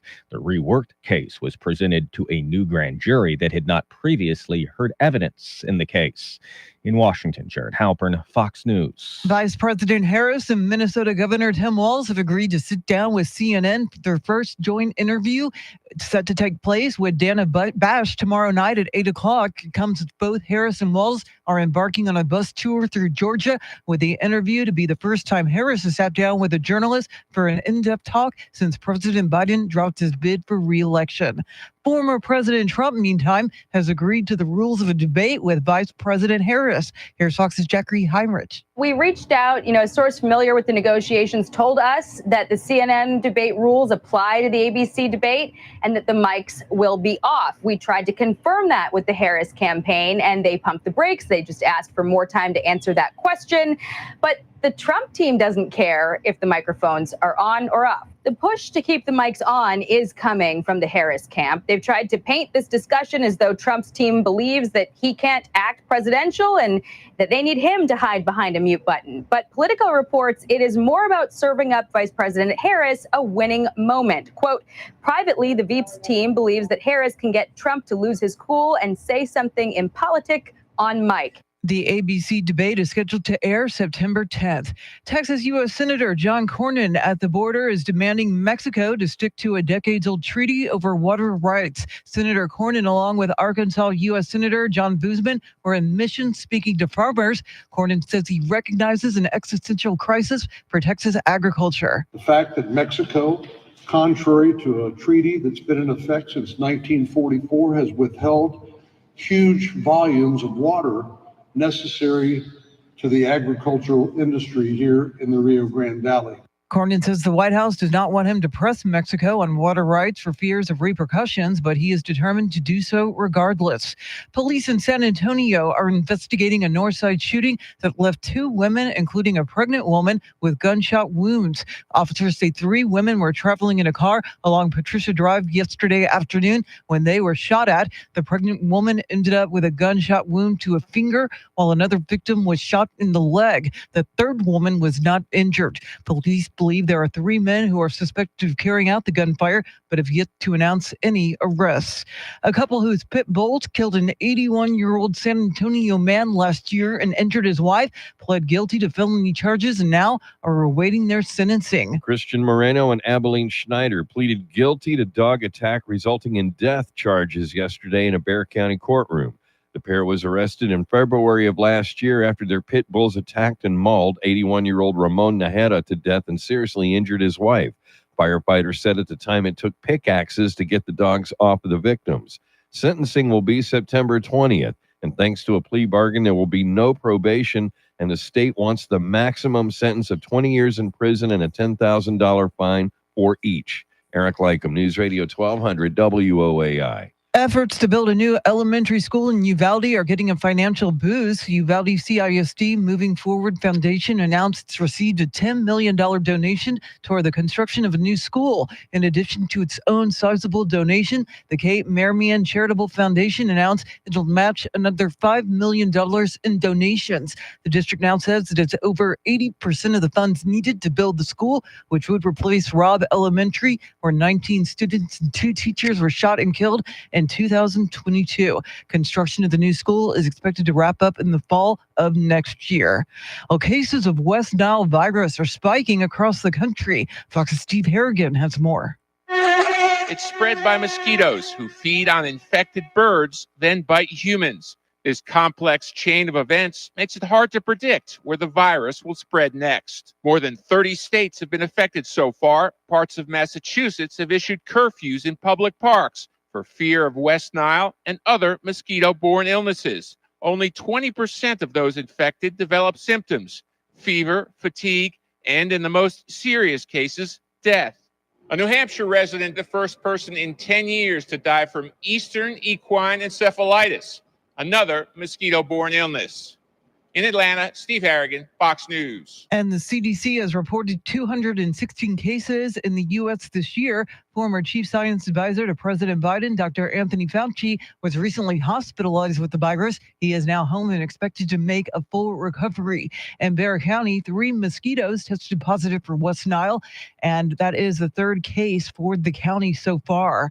Israel says its forces have rescued a hostage held by Hamas. The rescue happened as part of what officials described as a complex operation in southern Gaza. The 52-year-old man is said to be in stable condition. Hamas is believed to still be holding more than 100 hostages who were taken during the October 7th attacks on Israel. It is 6:37. Traffic and weather together in a minute. But first, a check of your money and the world of business. Ed Corey is live at the Bloomberg News Desk.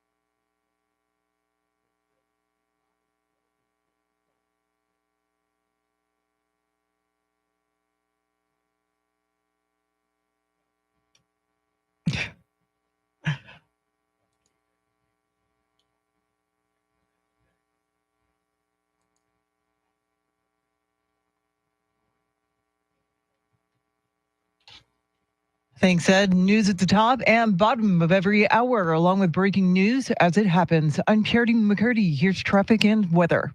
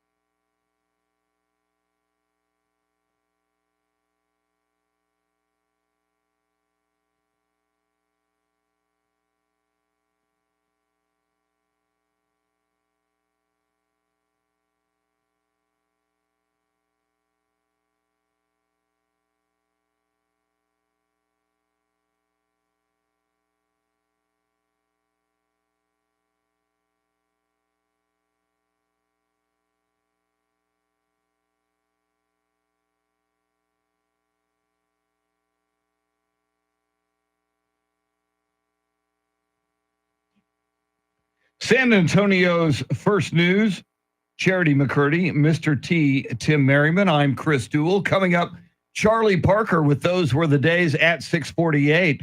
But right now, let's check in with a big part of our Decision 2024 team. That is White House correspondent and attorney John Decker. And John, while a lot of focus is rightfully on this presidential election between Kamala Harris and Donald Trump, the outcome could certainly affect down ballot races and the makeup of Congress. Talk to us a little bit about that. Well, that's exactly right. Such a narrow majority that Republicans have in the House of Representatives. All 435 seats are up this year. They're up every 2 years. And then in the Senate, also, it's a very close majority that Democrats have, 51-49. We know that West Virginia is likely to go for Republicans. So that means just as things stand right now, if you just take that one race into account, you're talking about a 50-50 Senate. And that would mean if it just remained that way, whoever controlled the White House would essentially control the Senate with the vice president breaking ties. So that's the reason why we're all paying attention to what happens in both the House and the Senate this election cycle as well. And John, what about Arizona? I know Democrats are hoping to hold the seat after Kristen Sinema announced she would not seek re-election. Well, that's right. Arizona is a state certainly that is a target that Republicans would like to flip. Kari Lake is the nominee for Republicans there. She lost, as you may recall, a few years ago in her run statewide for governor. And Democrats have put up a very good candidate in Congressman Ruben Gallego as their nominee. So that's going to be a tough pickup for Republicans. I think they may have an easier time, Republicans, that is, in the states of Montana and Ohio. Both states will likely easily go for Donald Trump in the fall. The big question is, does he have coattails to help the Republican nominees in those two particular states? And then close to home, I'm also looking at Maryland. And you think, well, Maryland's a blue state. How could Republicans win a seat there? Well, the former Republican governor, who is very popular, could not run again, term limited. He's now running for the Senate, and he is running neck and neck with the Democratic nominee. So those are three races in particular that I'm paying a lot of attention to. Well, we know that this election is very important. The candidates know that this election is very important. So why is there pushback going on in this first debate? I mean, shouldn't they just say, yes, let's do it? You know, give me the debate rules. Let's go out and do it. I think that I agree with you. I would like to see that. But rules are important. They're always important in every presidential election cycle. You know, are you going to have an audience? Are you going to have many moderators? How much time do you get for rebuttal? All of these rules need to be worked out by the campaign. But of course, the one rule that's gotten the most attention as it relates to this upcoming debate on September the 10th is whether or not, when one candidate is speaking, to mute the microphone of the other. And we saw that rule in place for that debate that took place on June the 27th, Donald Trump versus Joe Biden.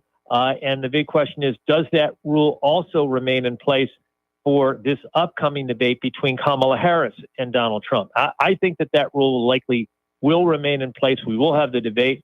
And yesterday, Donald Trump gave an indication that the two campaigns have agreed on that, but that is not what the Kamala Harris campaign is saying. They say still no agreement on the issue of mics. And John, since we last spoke with you, we now know that tomorrow night on CNN, Kamala Harris and Tim Walz will sit down with Dana Bash for the first sit-down interview for Kamala Harris. We've been talking about this morning. Should she be doing that one solo? Why do you think she's bringing Tim Walz with her into that interview?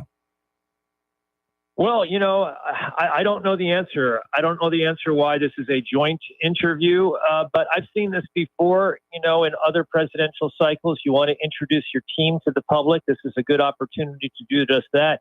Now, I have no problem with that joint interview if it's followed up by a solo interview that the vice president gives. And there's still no indication as to when or if that may happen. But indeed, what will likely happen is that they will record this joint interview during the bus tour that Kamala Harris and Tim Walz will take part in both both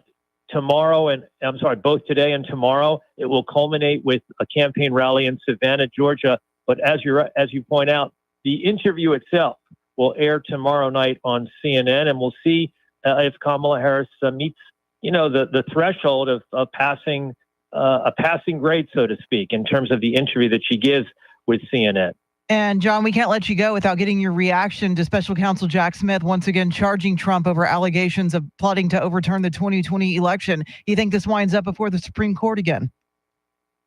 Well, it could, and that would be a long step before we get to that point. What would happen here is that the trial court judge, federal district court judge, Tanya Chutkan, would make the determination as to whether this indeed superseding indictment complies with that Supreme Court decision that we saw come out in late June concerning presidential immunity.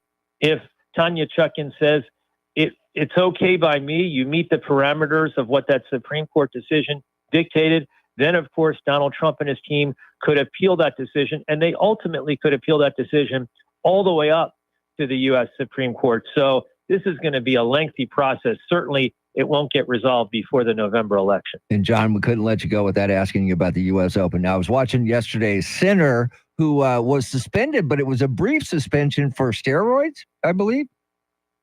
Well, I think it's you're right, but you know what the doping agency determined was that it was inadvertent, it was not intentional, and that's the reason why he was not suspended as it relates to tournament action, including the Grand Slam that's taking place right now in Flushing Meadows, New York. He looked good. He looked good. He looked good. Yeah, he's one of those people who certainly does well on the hard courts. He won a hard court tournament just prior to the U.S. Open, and he's one of the favorites for winning on the men's side during this 2-week tournament in New York. Our thanks to White House correspondent and attorney John Decker. Charlie Parker coming up with Those Were the Days, WOAI News Time, 647.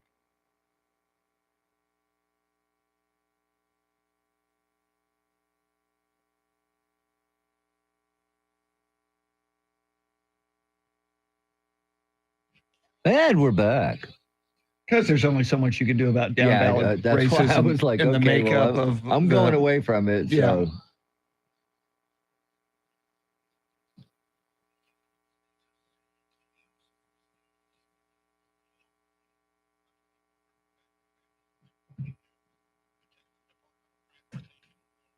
All right. A little over 1 hour for part 2. Good. Good morning, Connie, Kay, Jacob, Echo 5 Hotel, Travis, of course. And everybody else who's on here watching that I might not see your name. Marco, how are you?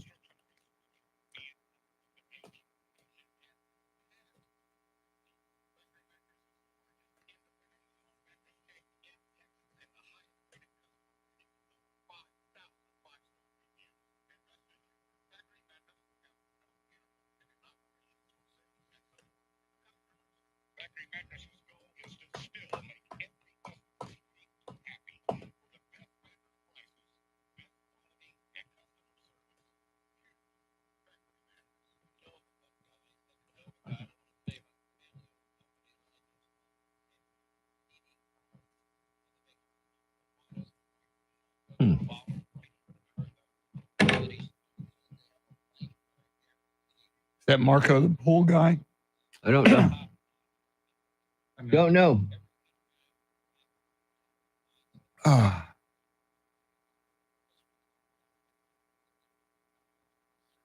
Kay, good morning. Connie, good morning.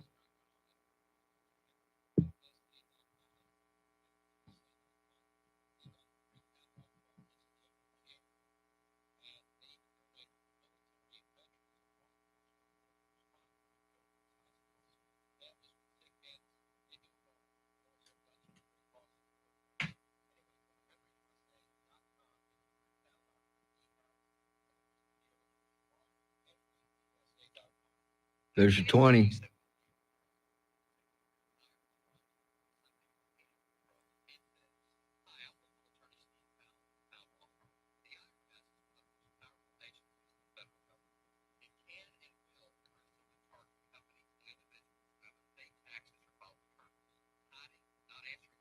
So plenty of talk back there. Oh, God, yeah. Okay.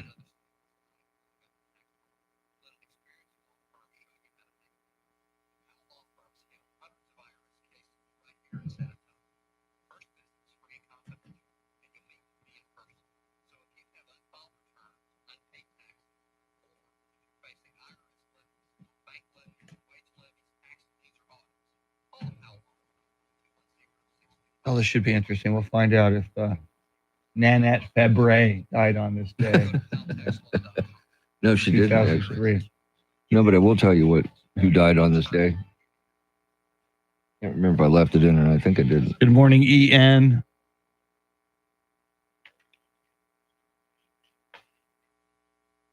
Oh, I cut it out. 1987. John Huston died on this day. Wow. I'm serious. Sorry you cut that Right out. there. Yeah. Actor John Huston.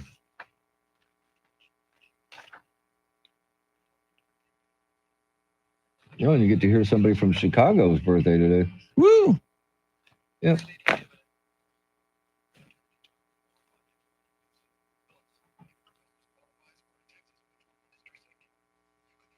Sad that they have to have a separate top 10 for illegal immigrants. Yeah.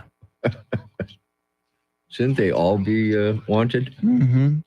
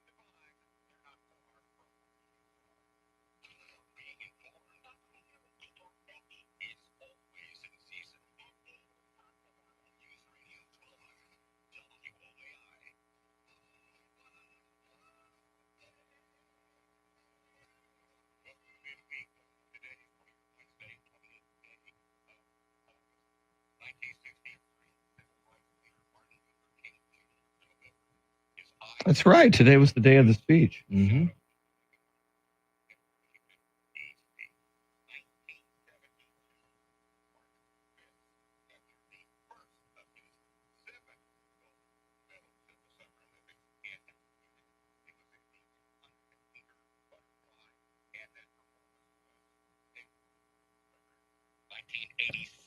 Oh, I didn't take it out.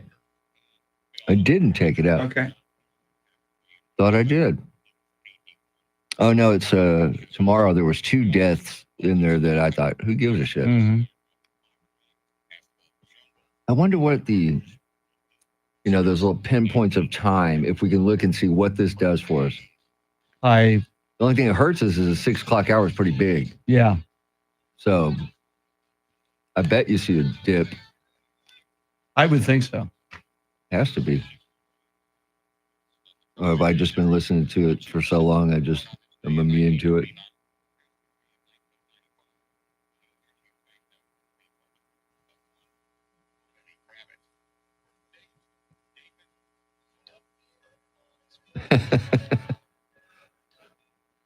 Look, they got this kid that he can't fly an American flag at school on his truck. So all the people come out with their American flags. First of all, why are you doing that to a flag? Right. You know? I see a lot of those though. Well, at the coast, you Oh don't my see an American God. flag without a Trump flag. Exactly. Well, there's a guy at 181 and 775 about every other weekend who's out there with Trump flags, and he's got a bunch of customers, man. I would imagine. Oh my God. Especially now, election year. But I mean, even like 3 years ago. At the coast. He's been doing it nonstop, and they're everywhere.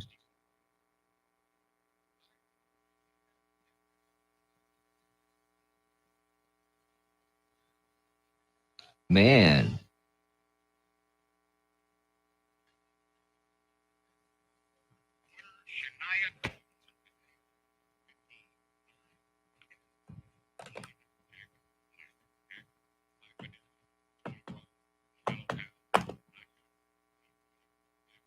Nacho Libre. Former President Trump is being charged once again in his January 6th election interference case. Efforts to build a new elementary school in Uvalde are getting a big financial boost. And the opening ceremony of the Paralympic Games takes place today in Paris. We'll have more coming up. Right now, traffic and weather.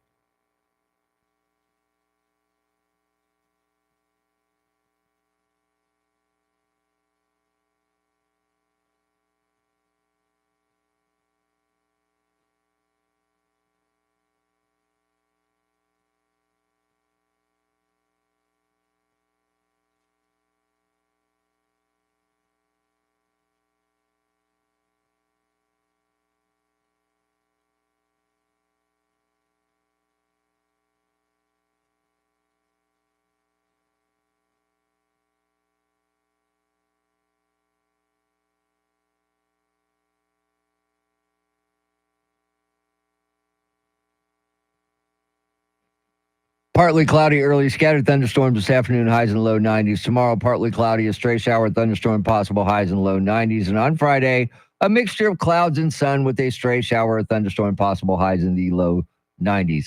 75 degrees in Lavernia, Texas, 75 at Bun and Barrel, and 75 right here in Stone Oak. WOAI News Time, 6:57.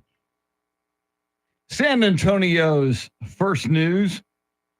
Mr. T told us about a story earlier in the program. More schools, states across the country are having their schools ban or restrict cell phones. So we are asking you this morning on the Talkback feature on the free iHeartRadio app, your thoughts on banning or restricting cell phones in the classroom. Mr. T? Let's hear from Kemper. Good morning on this Manilow Wednesday. Sadly, I think most of the talkbacks will be about the necessity for phones during school shootings. I certainly empathize with teachers and the distractions that cell phones are. I got a text one time from one of my high school daughters informing me that, Mom, I'm skipping class, but I'm in the bathroom because I didn't do my math homework. Gotta love all the honesty in that text. Have a great day. Sounds like Kemper raised her right. You know, she's honest. Yeah. Yeah. Well, and there is something to be said for a child having a connection to the parent whenever they want it and vice versa. Yeah, but if they do want to ban phones, like there's certain school districts that want to put them in this pouch where you can't get to them, well, how about installing a panic button in every classroom that goes straight to the police in case needed? Not a bad idea. Kind of like a fire alarm. Yeah. Yeah, it makes sense. All right, here's another one. I truly think that kids should be on their phones only when they need to be on their phones. Just like adults, only be on your phones when you need to be on your phones. But the majority of us out there, adults out there, taught our kids to actually do just that. Be on your phone nonstop all the time. Hey, baby, here's a phone. You're in a restaurant. Stop crying. Here's cartoons. Here's a video. Here's a game. We taught them that. That's us. That's on us. Oof. He makes a great point. He does. I used to judge other parents before I became a parent. Like, what are they doing? Why are they not interacting with their kids at the restaurant?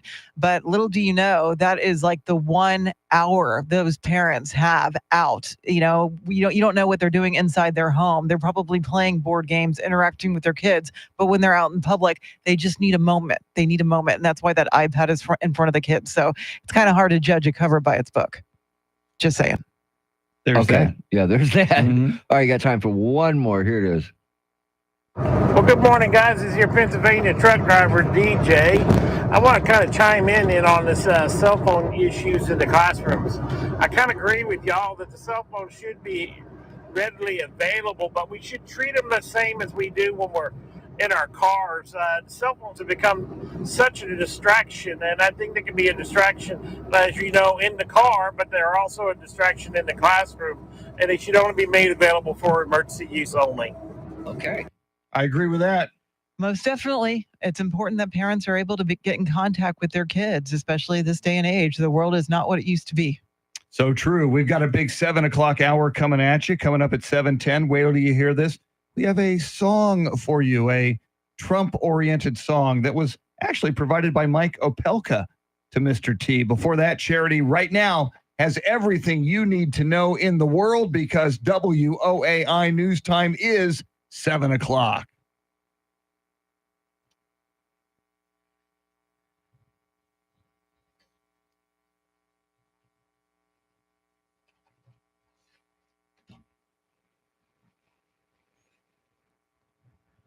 Seven o'clock is our time. San Antonio's first news. Good Wednesday morning. I'm Charity McCurdy. Among our top stories, revised charges against former President Trump for his alleged attempts to interfere in the 2020 election, and another candidate is in the running for SA mayor. We'll have details. First, traffic and weather together every 10 minutes in mornings.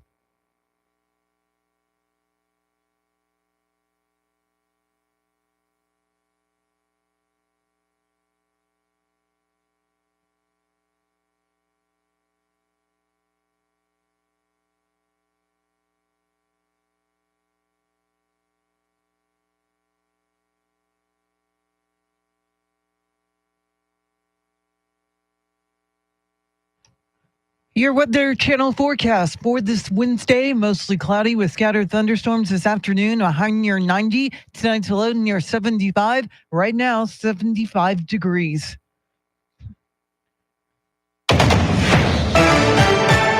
Well, former President Trump has been indicted again on new charges in his federal election interference case after the case was revised following the Supreme Court's ruling on presidential immunity. Here's Fox's Lucas Tomlinson. The federal grand jury indicted Donald Trump once again in the election subversion case brought on by special counsel Jack Smith.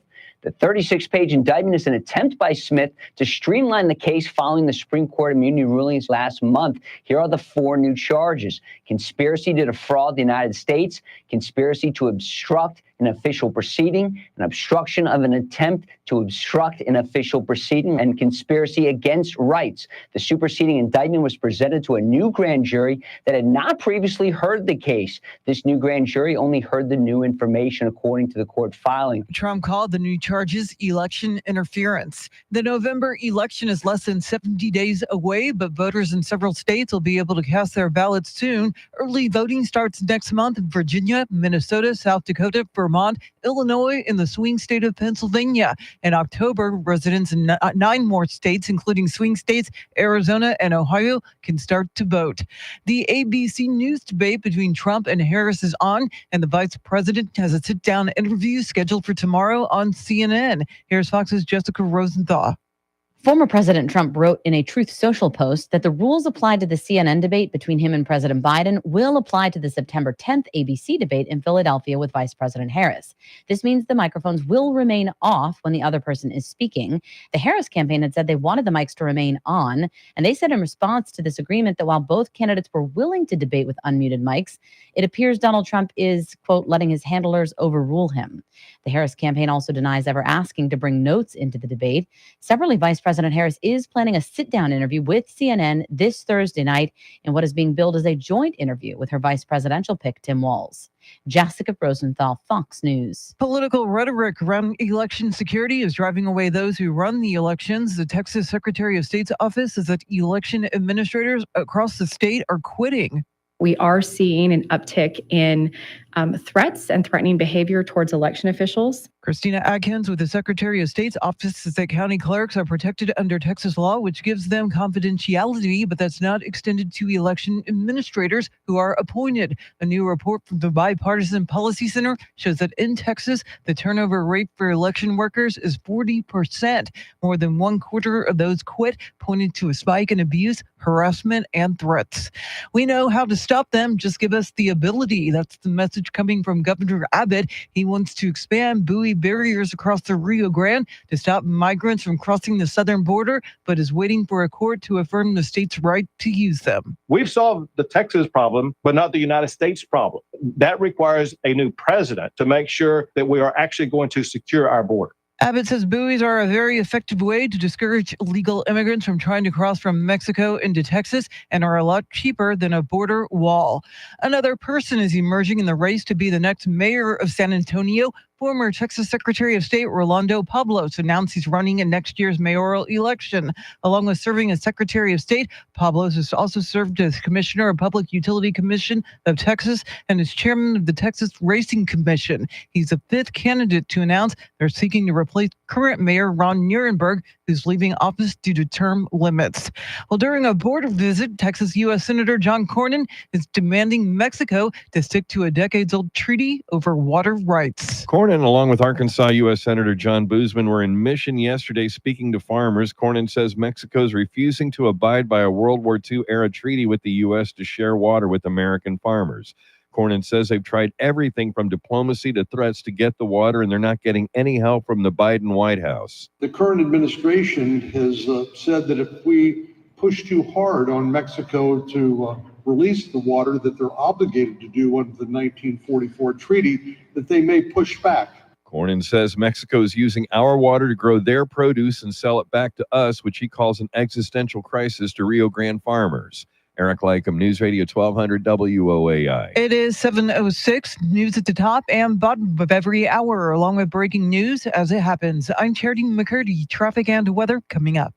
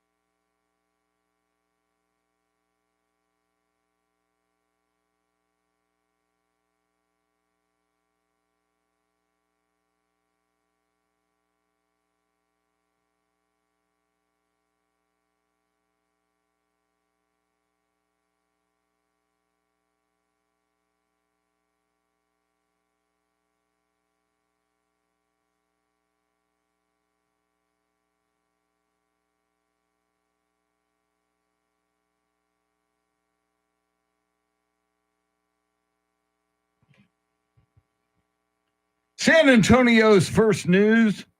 Mr. T, Tim Merriman, Charity McCurdy. I'm Chris Duell. Big 7 o'clock hour. 7:20, Mike Opelka from the Pure Opelka podcast. 7:40, national correspondent Rory O'Neill on how inflation is costing us the American dream. And at 7:50, Barry Manilow. That's a big 7 o'clock hour. In just a moment, a segment we call Wait Till You Hear This, a song that you're going to love, given to us by Mike Opelka. It's a Donald Trump song. Before that, let's get you caught up on traffic and weather together.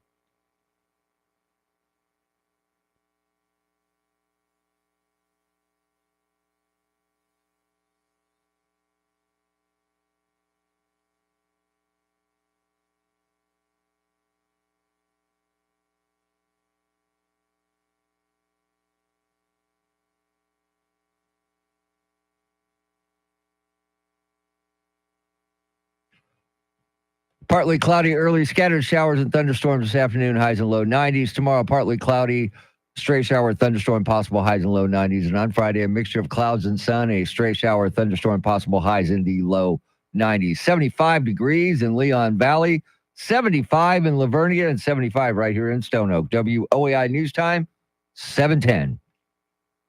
San Antonio's first news every weekday morning at this time. We span the globe to bring you the constant variety of audio in a segment we call Wait Till You Hear This. And while Mike Opelka joins us at 7:20 weekday mornings, Mr. T, Mike Opelka is often a source for Radio Gold. Yes, he sent this to me yesterday right after his segment. And of course, you know, Donald Trump has taken an endorsement from Tulsi Gabbard. So I don't know where he got this from. I don't know what he does, but it's very, very entertaining. So here is today's Wait Till You Hear This.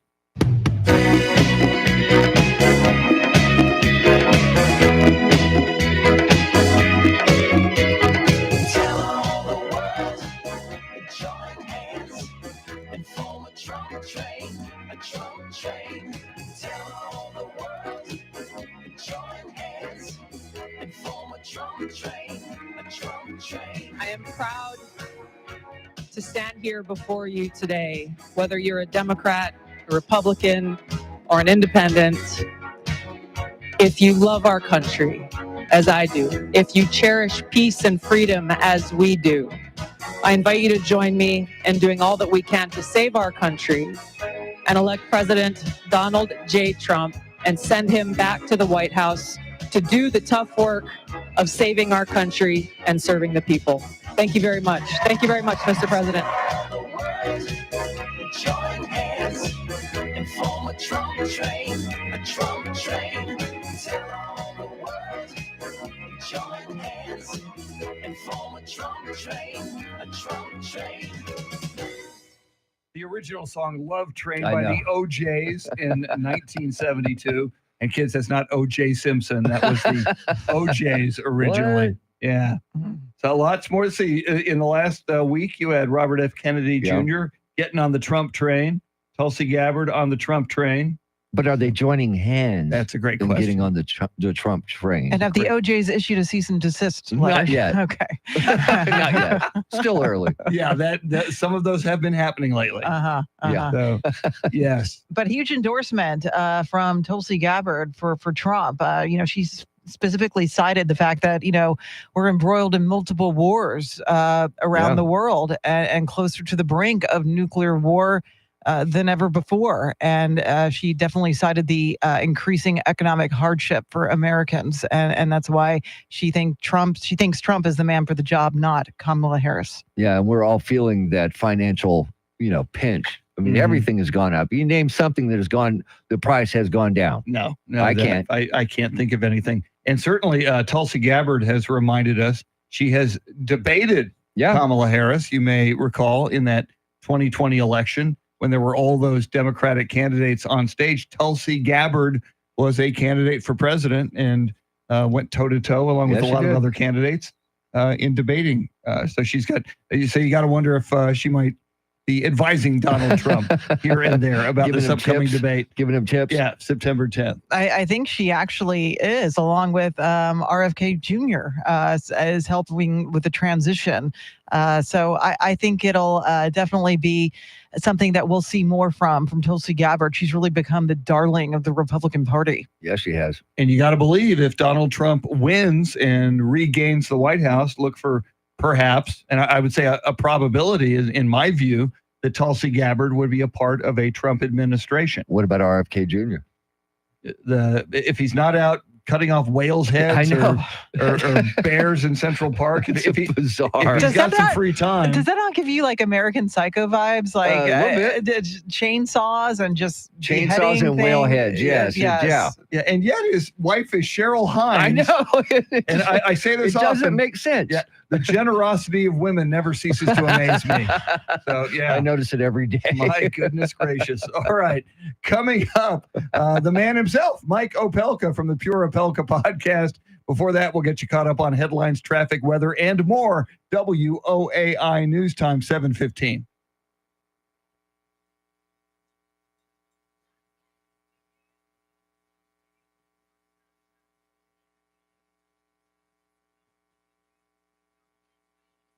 And we're back. Woohoo!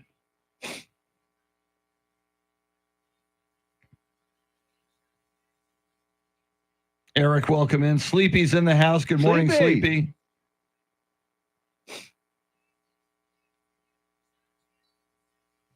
Yeah, we got plenty of time. Okay. Plenty cool. of time. Cool. Almost a full 2 minutes, and it's only 30 seconds. So perfect.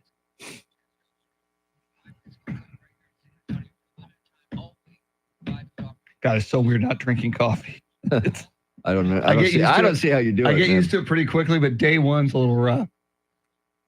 Now, I'll be honest with you. I don't drink coffee on the weekends that much, unless I've had a rough Friday night. Saturday morning, I'd stay away from it. It's here. But what's amazing when I do this, and the last time I did it, and I just was off it for like 5 days, 6 days. The first time I'm back, it's like I'm bouncing off the wall. Got sweat stains. It's amazing what an effect it has when you haven't had it for a long time. Yeah, like I said, man, I pretty much stay away from it on the weekends. Don't really want to stay awake that much. You know what I mean? People own the world. Dieter, good morning. Dieter. Come on, say it. Come on. Dieter, do you want to touch my monkey? That's a Sprockets joke, Dieter. I'm sure you've heard it before. It's hilarious. Mike Myers as Dieter in Sprockets. And I've always heard this. There was a Sprockets movie in the works. It was in the works. And Mike Myers was going to play Dieter in Sprockets. Well, it doesn't surprise me. Something went, apparently it was in development. It was going to happen. Some kind of a dispute. It was probably the monkeys that uprose and they decided they didn't want to do it. They got together, they banded together and said, no. Yeah, I would have loved to have seen a Sprockets movie. That sketch was funny as cracked hell, me man. up every single time. It was And better. now, let's dance. Yeah. It's time to dance. That was better than The Night at the Roxbury, which they did make a movie out of, which was horrible. The whole skit was horrible. Coneheads was good. Would you like to touch my monkey? Yeah. It's hilarious. And of course, they did Wayne's World too, That kind of worked out. Two for them. movies. Yeah. Oh, I'm actually looking forward to seeing that. Reagan. Yes, and that's Friday. Is it Friday? I believe the 30th, August 30th. I believe we'll find out. Well, today is the Baywatch documentary out today. And it is in theaters now. Okay. Yeah, Baywatch documentary is today. Okay. We both recommend Only Here we go. Murders in the Stand by. Building. Okay.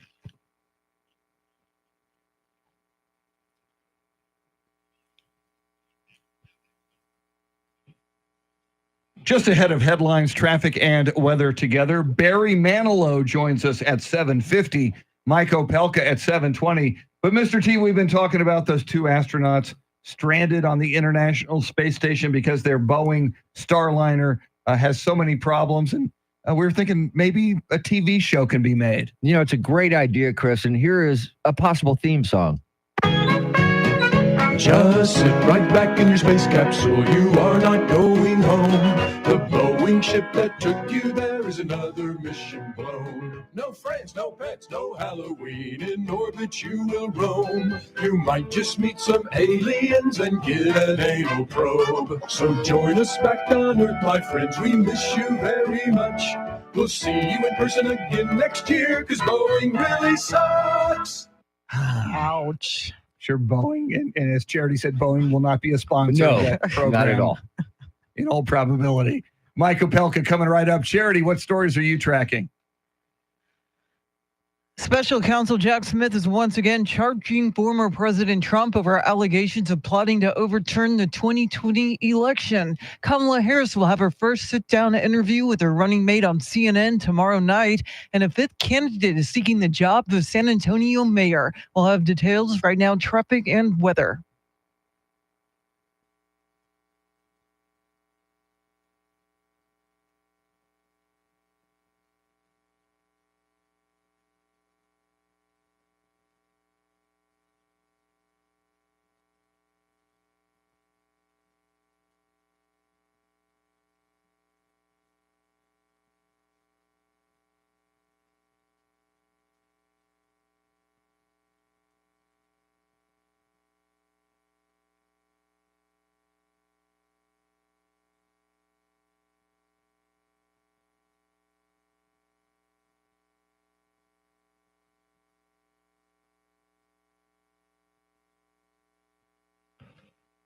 Partly cloudy this morning, scattered thunderstorms and showers this afternoon, highs in the low 90s. Tomorrow, partly cloudy skies, a stray shower, thunderstorm possible, highs in the low 90s.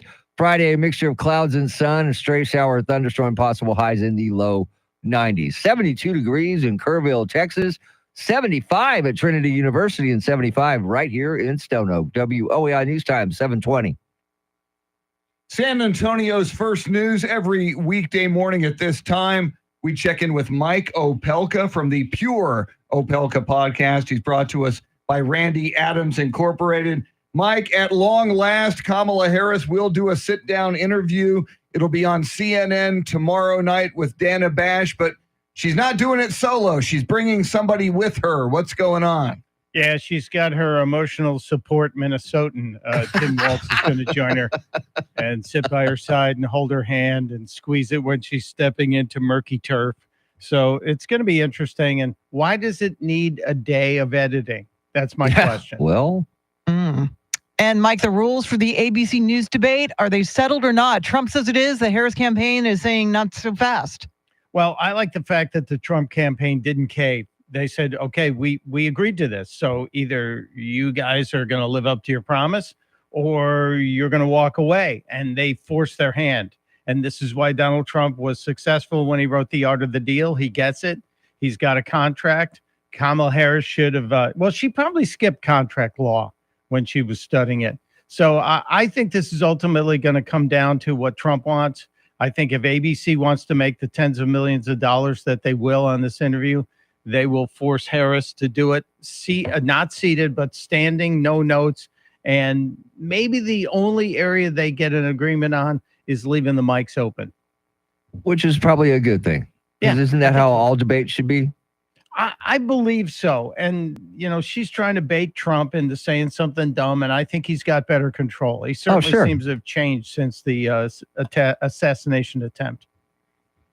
And Mike, not long ago, it seemed like this Ted Cruz race for the Senate against Colin Allred was a slam dunk. Nobody thought Allred had a chance. The numbers now suggesting it might be interesting. What do you think? Well, I said this initially, and a lot of people went, "You're nuts. Ted Cruz is going to walk with this." When Ted Cruz was elected last time, there were 8 counties in the entire state that if they flipped, Ted Cruz would have lost. The Democrats in 6 years have focused on those 8 counties, and they are also running with, look, even though the Cowboys haven't won a Super Bowl in how long? Forever. 27 years. Yeah, if you got a Cowboy jersey, you got currency in the state. So you have a person of color, a cowboy, and you've got 8 counties that they're focused on. Ted Cruz does not have an easy run. He should be able to do it, but it's going to be tough. Mike, the story of this 52-year-old hostage rescued from an underground Hamas tunnel in Gaza is amazing, and we can only hope there are more still alive. Charity, it seems like they got lucky. You know, the IDF apparently went into this tunnel for other reasons and found this gentleman.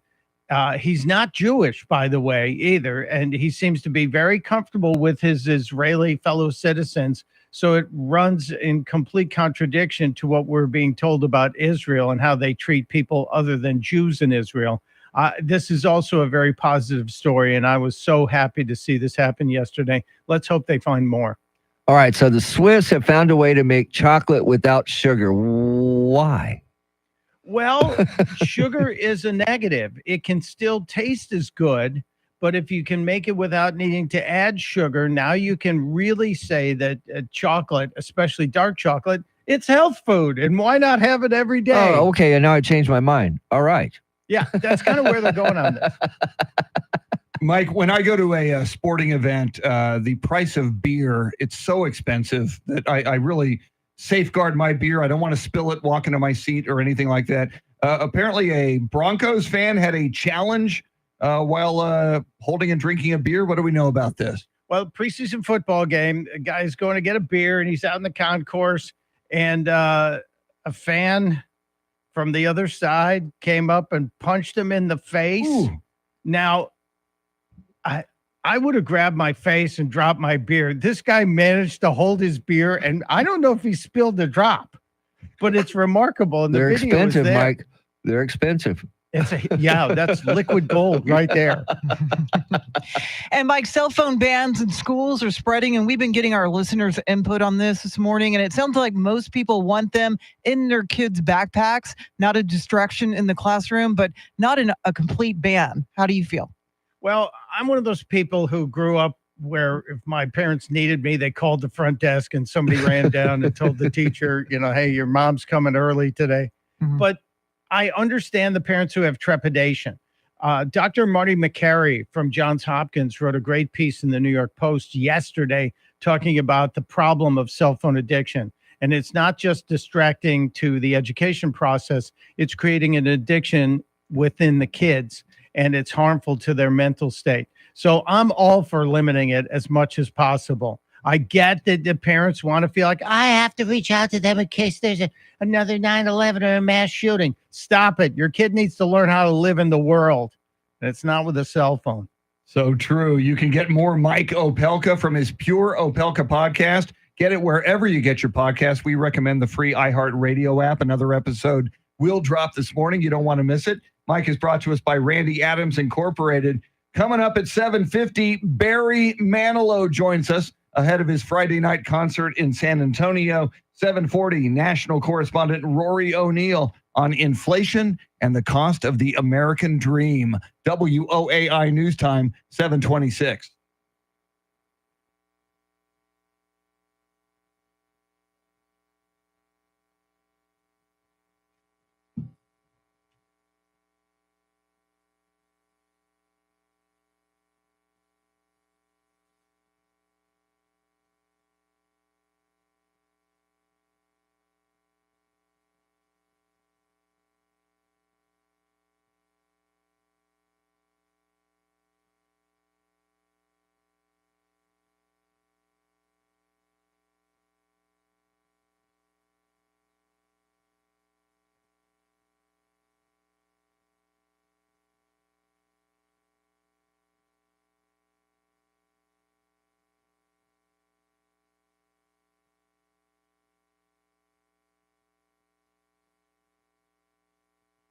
And we're back. See, why don't they wear those helmets like in the game? They got to be a way. They're becoming optional. Well, there's got to be a way to logo them, and make them look better. Because right now they just go on top of the helmet. But if that helps, why wouldn't you do that? Exactly. I'll bet you you're going to see it before too long. Well, I mean, it makes sense. Yeah. As violent as this game is, man, and you're hitting your head a lot. So, yes. Shocking, isn't it? You're making millions of dollars. Billions. Yeah. Do you want to keep that money? Yeah, exactly. Your football career and not. Well, you keep the money, but you don't know where it is. That's part of the problem.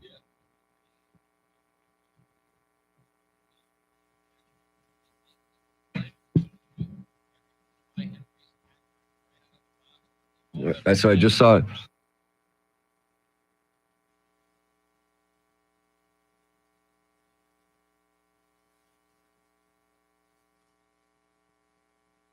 All right, we're back. Sorry.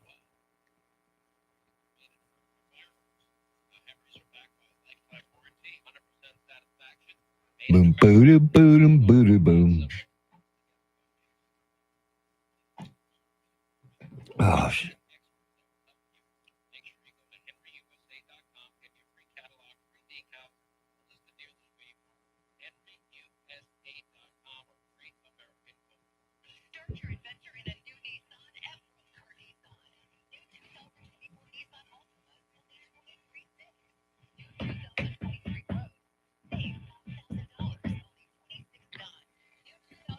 Mm.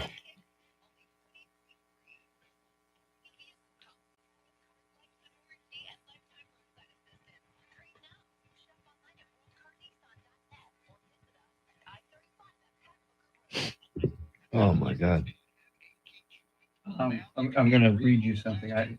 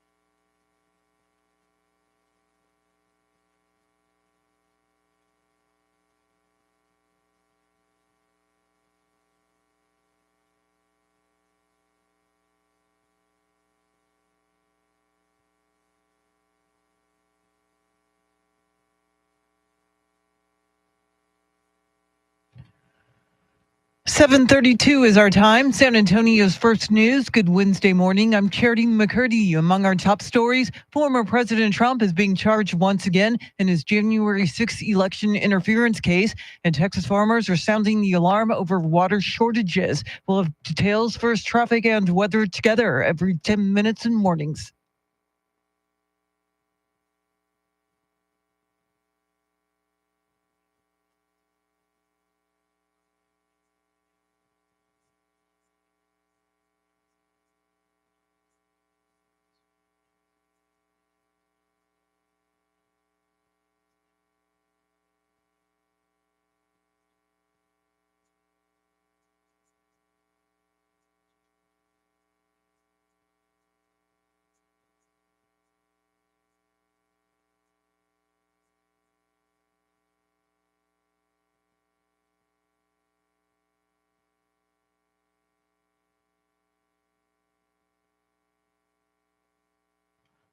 Your Weather Channel forecast for this Wednesday, mostly cloudy with scattered thunderstorms this afternoon, a high near 90. Tonight's low near 75. Right now, 75 degrees.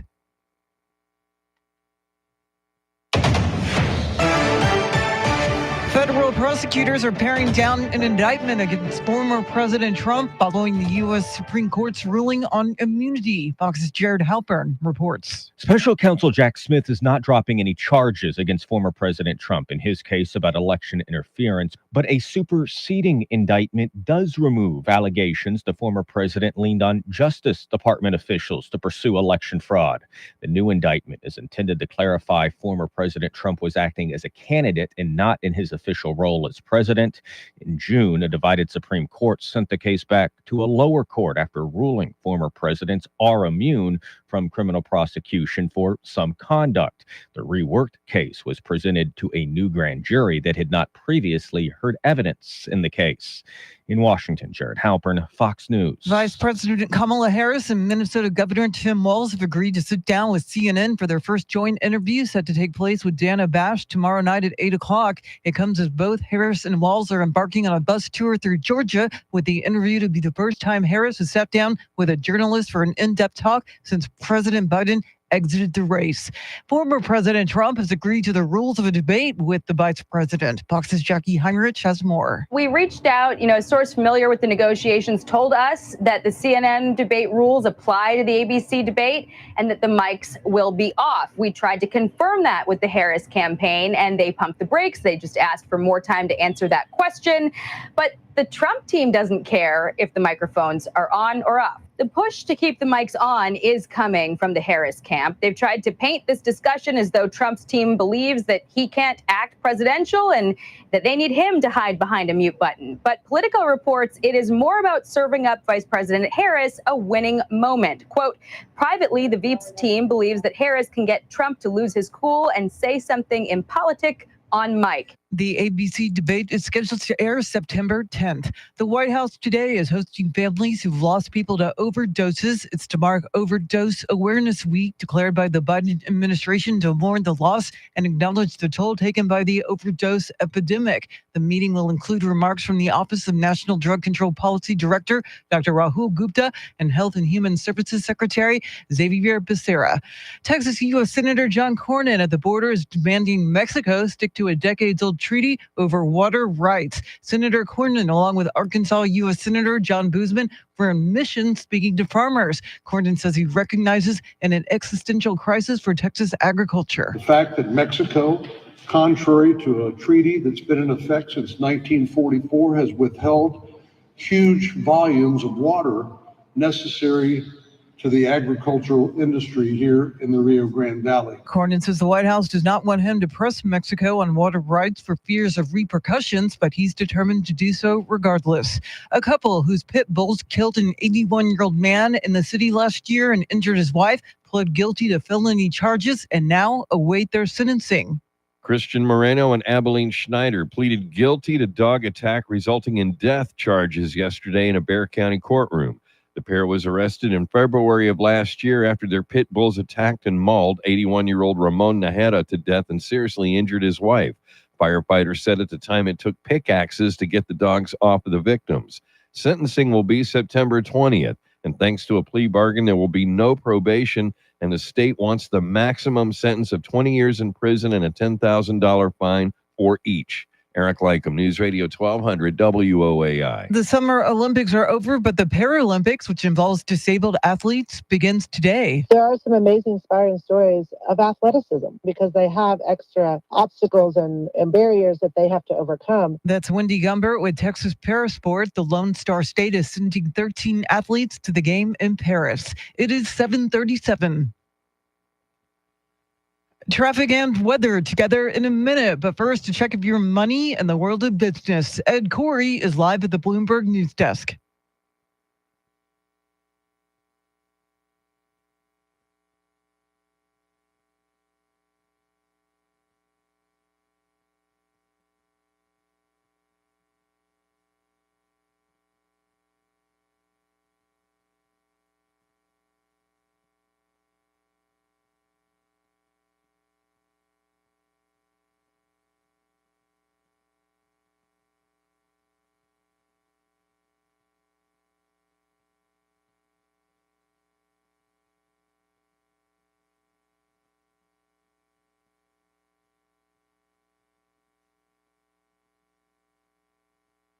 Thanks, Ed. News at the top and bottom of every hour, along with breaking news as it happens. I'm Charity McCurdy. Here's traffic and weather.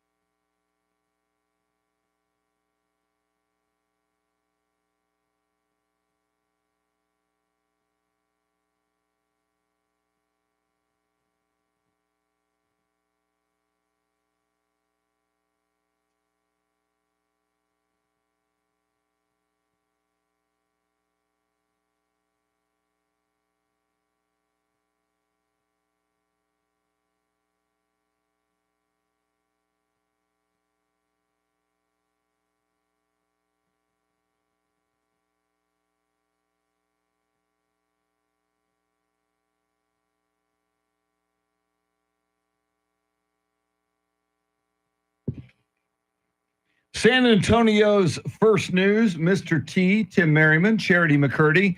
I'm Chris Duell. Coming up at 7:50, Barry Manilow joins us.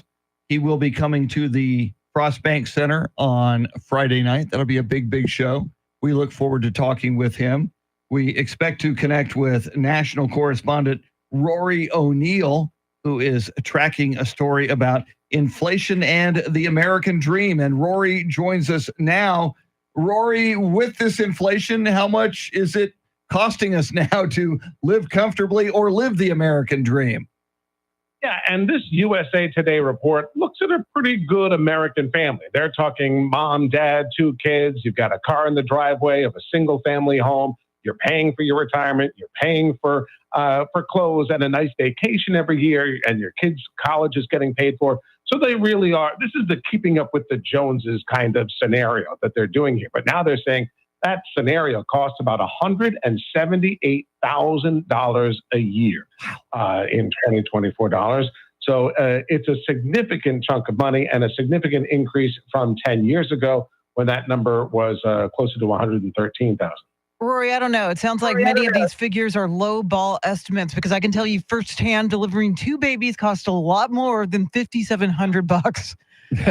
Right? Well, right. And that's also depending on how your employer comes in with their healthcare plan. So it really is tough to do these. So it really is spitballing here to try to get some of these broad numbers. But USA Today does what they can to break it down, and they show you how they do some of the math on these things. Like you said, childbirth may be a bit more expensive than the numbers reflect. It's also difficult because, look, big states like Texas, California, Florida, it's tough to pigeonhole how much a house costs. It's not Rhode Island, because there are very expensive areas and areas that are much more affordable. So they're really working their best with averages here. So you said it was $178,000 now. Is that for the state of Texas, or is that across the country? That's the overall national average. So when we look at the state of Texas, which I just scrolled past on the wrong screen, it did actually a little bit better than I had expected, I think because of the size. 31 out of the 50 states, they say 147,535 is the target number. Okay. And Rory, where were some of the most expensive states to live in once again? Well, if you think about it, what's your guess going to be? New York, Hawaii. California? California, yeah. Ladies win. Hawaii is number one because of the real estate cost. Well, ladies always do. 260,000 in the long run, really. $260,000 a year for Hawaii. California wasn't too far behind at $245,000. Massachusetts, and I'm from the Northeast, I know Massachusetts, it came in at number 3 with $242,000. Wow. $18,000 difference between Massachusetts and Hawaii. I'd find a way. So we're talking yearly averages. So what does living the American dream cost in a lifetime?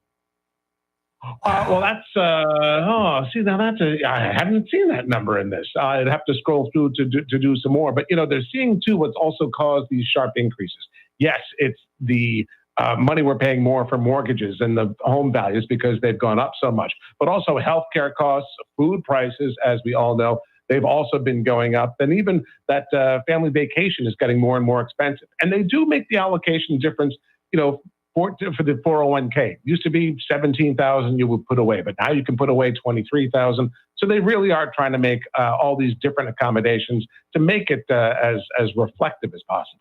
He is national correspondent Rory O'Neill. Coming up, Barry Manilow. He'll be in San Antonio in concert Friday night at the Frost Bank Center, but he joins us next. WOAI News Time 744.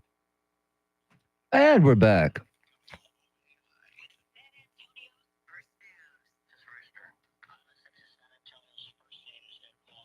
Eddie, Trevin, Eric, Kay, Travis, SWAT Cats. Welcome in, everybody.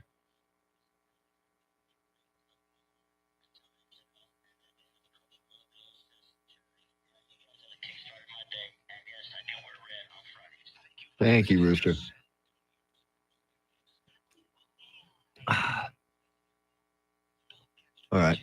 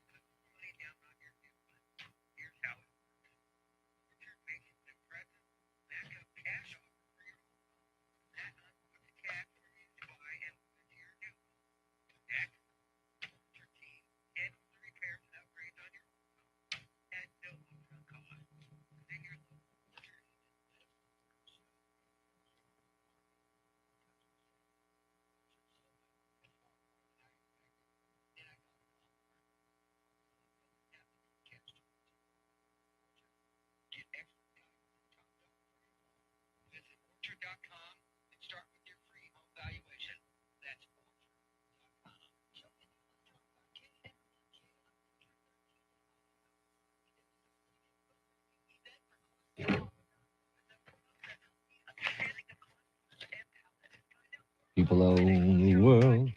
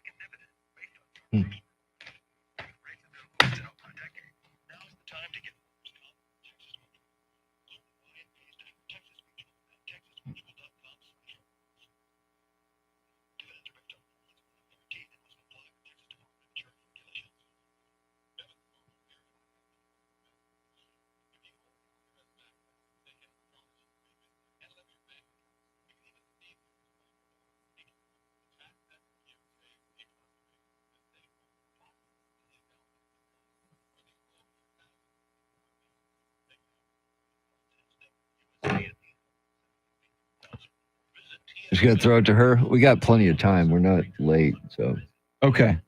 Yeah, I'll mention Barry and that's what I was gonna do. Because I can't count on these guys to do it, so I'll do it myself.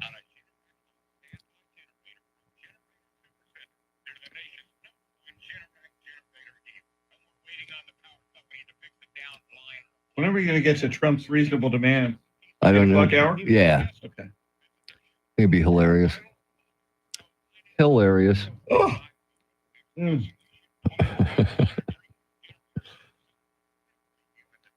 Are you going to the pigskin preview today? No. Okay. No, I got stopped yesterday by Mike Hall, and I told him, can't, man. Busy.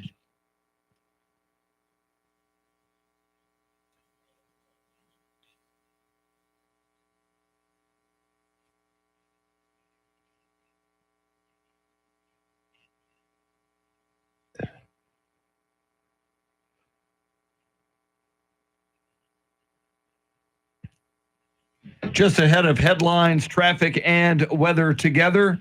And then superstar Barry Manilow joins us. He'll be coming to the Frost Bank Center in concert on Friday night. We'll talk about that and more. But first, Charity McCurdy, what stories are you following? Special counsel Jack Smith filed a superseding indictment to try to renew his attempted prosecution of former President Trump over alleged election interference. Vice President Harris and Minnesota Governor Tim Walz are set to sit down with CNN for their first joint interview tomorrow night. And 2 women, including one that was pregnant, came under fire on the city's north side. We'll have details right now, traffic and weather.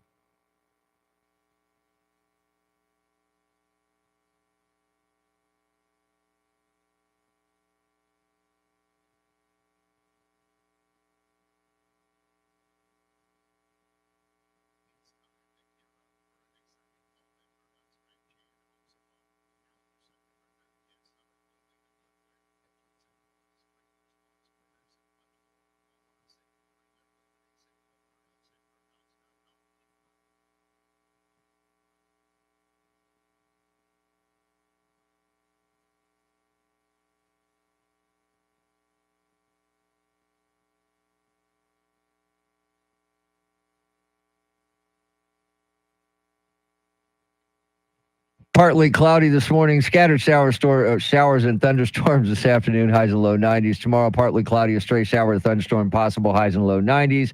Friday, a mixture of clouds and sun with a stray shower or thunderstorm possible, highs in the low 90s. 75 degrees in Lavernia, Texas. 75 in Castroville and 75 right here in Stone Oak. WOAI News Time, 7:50.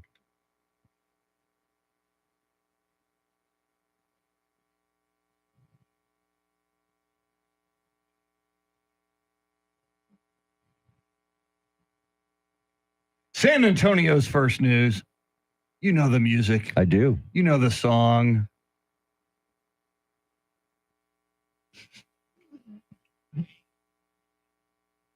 He is the one and only Barry Manilow. He is coming to the Frost Bank Center this Friday night.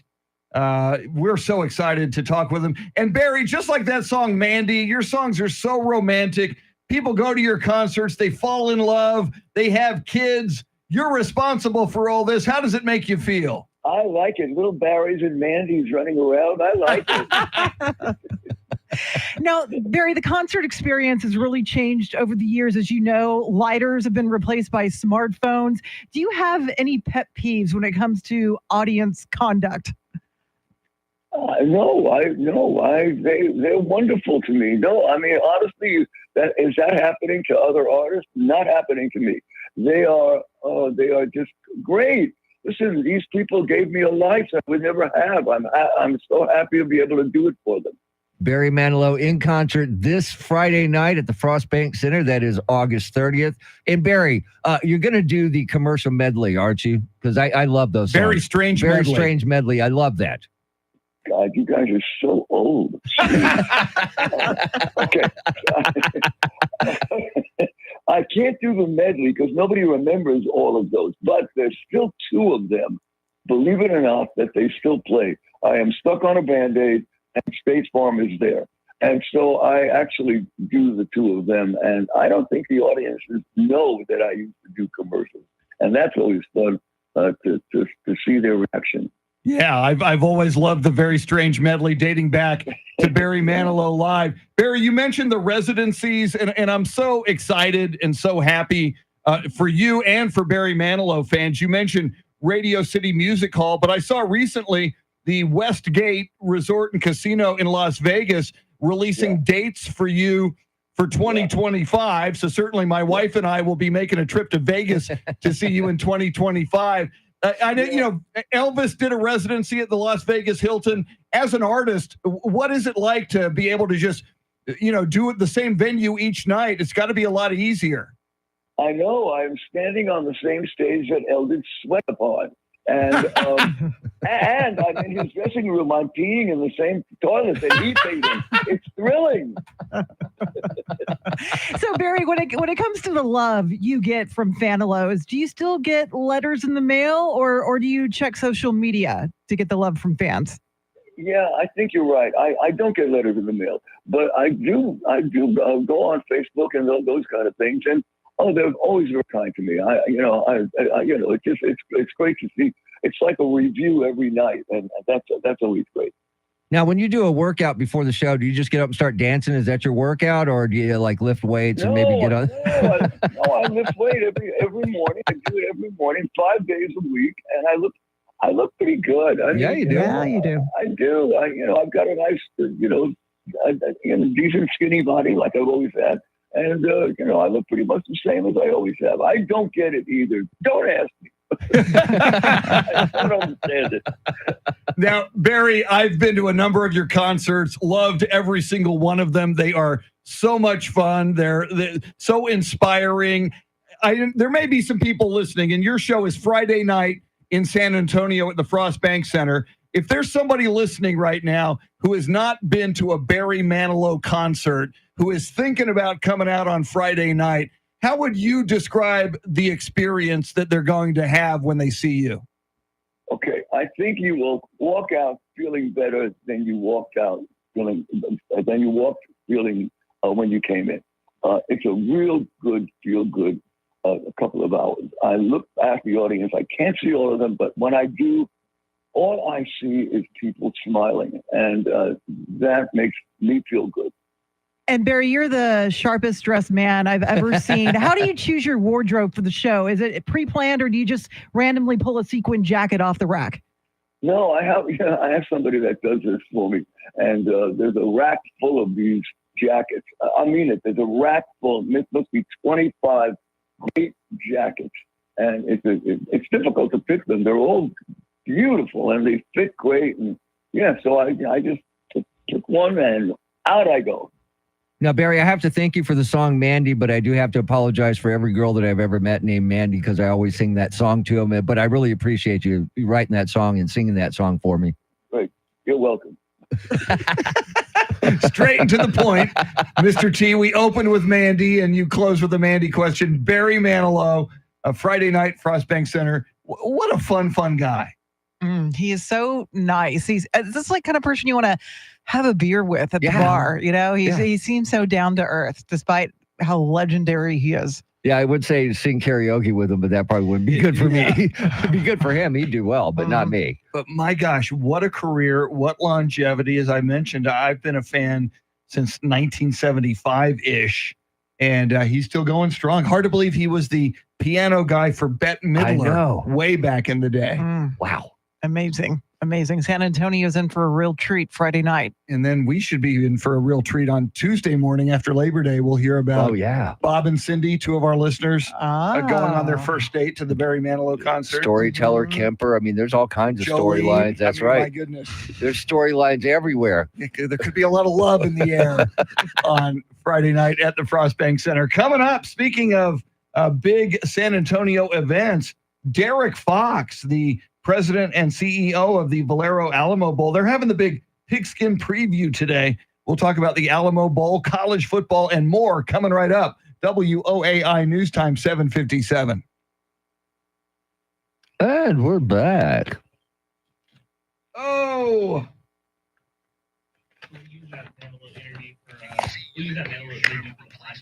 The whole thing? Okay, perfect.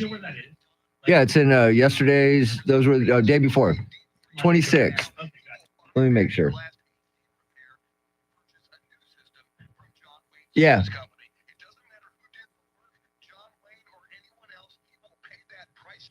So it's in yesterday's.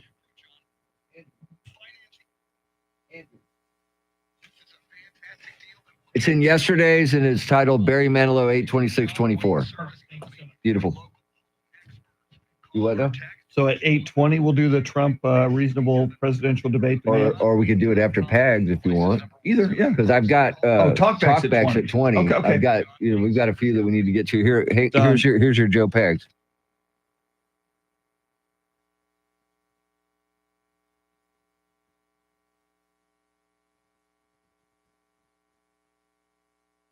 Okay, we're back. Sorry about that. Taking care of a little business. TCB, yo. I love that. Being in the same toilet as Elvis. Come on, you don't get that. They go, it's thrilling. You don't get that anywhere else, man. No. I'm sorry. You don't. I'm guarantee you anybody that talked to him didn't bring that up with him. It never came up. Well, and when I first asked the question, I forgot the Westgate is the Las Vegas Hilton. Exactly. It's the same. So yeah, I know, but they changed names, Yeah. But if I'd have thought, I would have known that. Well, last time I was in Vegas, I stayed at the Riviera. It's no longer there. Wow, and they took the Tropicana down, and they're taking the Mirage down. Yeah, and they're going to this fall. rebuild something else. Yeah, we stayed at the Riviera, which if you've ever been in, man, all those pictures of Elvis, and he spent some time there. It was pretty cool. Right across from Circus. It is just so amazing. I remember going, when I lived in LA in the 80s, we'd drive to Vegas and there was, but I mean, there were like 5 or 6. That was it. Big. And now it's like, you one stop to almost all the way to downtown now. They're everywhere. Almost all the way to downtown. High-rise casinos. Yeah. Well, I remember when going to Vegas and you never went downtown. Now it's a must see. You got to go now. Yeah. But I'm just not a big gambler. We don't gamble. We go to shows. I hit a few slot machines just to kill some time and get a free beer. But other than that, I'm not a gambler, man. It was always Beatles Love at the Mirage, and then we go add another show. Yeah. Get a what's it called? Airbnb with a nice pool and just hang out. Which I was surprised. First time I'd ever been in a saltwater pool was in Vegas. Interesting. Yeah, it's I guess it's easier than the chlorine and all that, and it's supposed to be better for you. Cool. Very nice. Yeah. David, welcome in. Tommy Miller. Tommy, got your email. Tommy's going to Anytime Fitness with a personal trainer today. Oh, cool. That's pretty cool. They just opened one up in Floresville. It used to be a bar, and now it's Anytime Fitness. Nice. Yeah. Yeah, if I needed a pool table, they were selling all the pool tables and everything in the bar before they, changed it to a fitness place. Never went in that bar one time. Just didn't, something about it. I'm not a bar guy anymore, though. I like a bar and a restaurant, Yeah. Yeah, I've never been that's a bar my kind of guy bar. Yeah, when I was younger. Of course, when I worked at KZAP, I spent a lot of time in bars because that was my job. Yeah. That's what I did. Stretch a little bit. Yeah, I'm going to let him listen Counsel to Charity. Jack Smith is leaving in place the same charges against former President Trump, but narrowing some of the allegations about efforts to overturn the 2020 election results. A divided Supreme Court earlier this year ruled former presidents are entitled to immunity for official conduct. The superseding indictment removes allegations the former president pressured Justice Department officials to investigate voter fraud. But the updated indictment still alleges former President Trump tried to persuade his vice president, Mike Pence, to refuse certifying the electoral vote. The new indictment was issued by a grand jury that had not previously heard evidence in the case. Jared Halpern, Fox News. The ABC News debate between Trump and Kamala Harris is on, and the vice president has a sit-down interview scheduled for tomorrow on CNN. Here's Fox's Jessica Rosenthal. Former President Trump wrote in a Truth Social post that the rules applied to the CNN debate between him and President Biden will apply to the September 10th ABC debate in Philadelphia with Vice President Harris. This means the microphones will remain off when the other person is speaking. The Harris campaign had said they wanted the mics to remain on, and they said in response to this agreement that while both candidates were willing to debate with unmuted mics, it appears Donald Trump is, quote, letting his handlers overrule him. The Harris campaign also denies ever asking to bring notes into the debate. Separately, Vice President Harris is planning a sit-down interview with CNN this Thursday night in what is being billed as a joint interview with her vice presidential pick, Tim Walz. Jessica Rosenthal, Fox News. Political rhetoric around election security is driving away those who run the elections. The Texas Secretary of State's office says that election administrators across the state are quitting.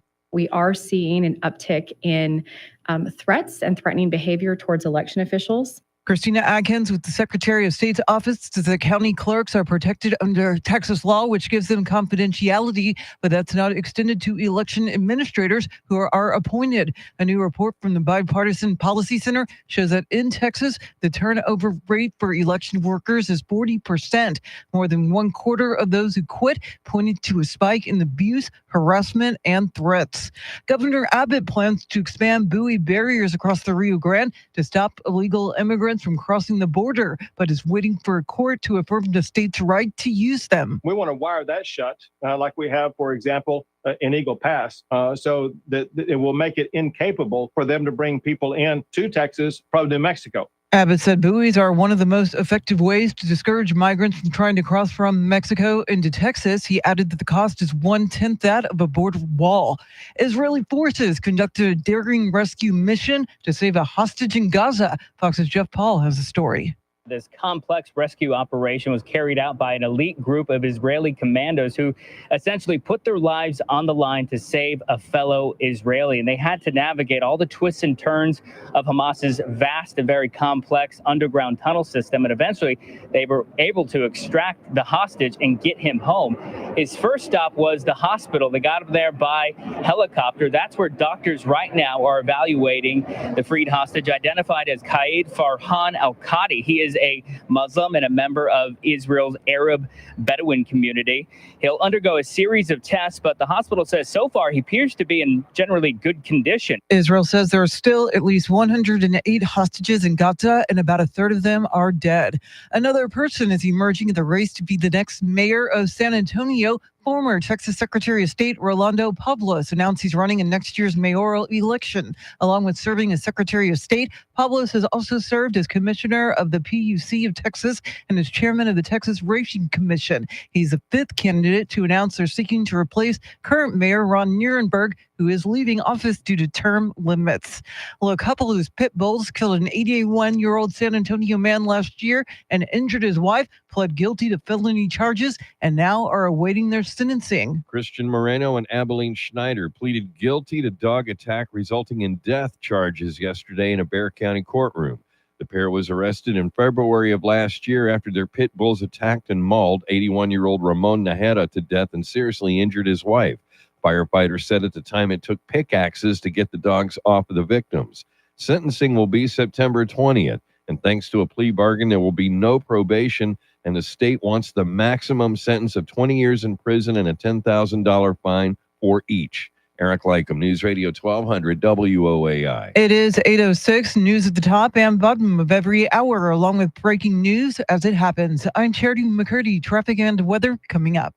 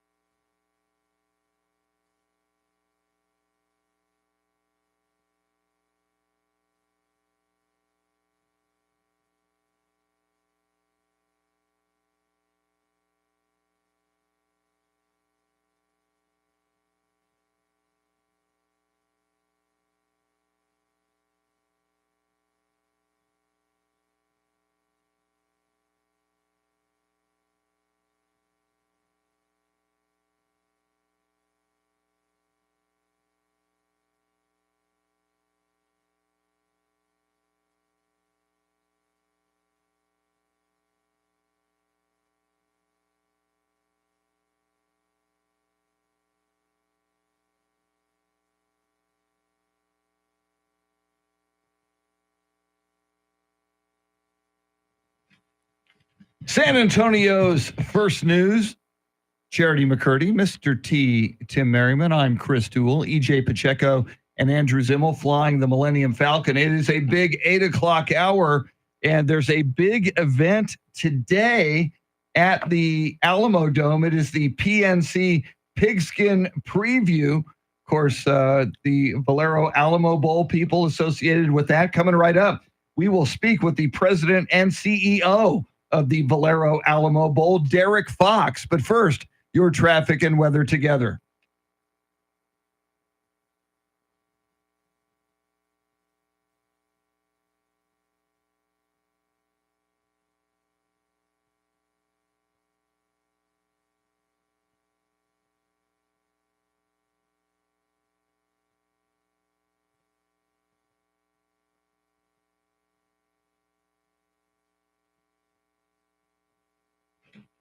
Partly cloudy with scattered thunder showers and thunderstorms this afternoon.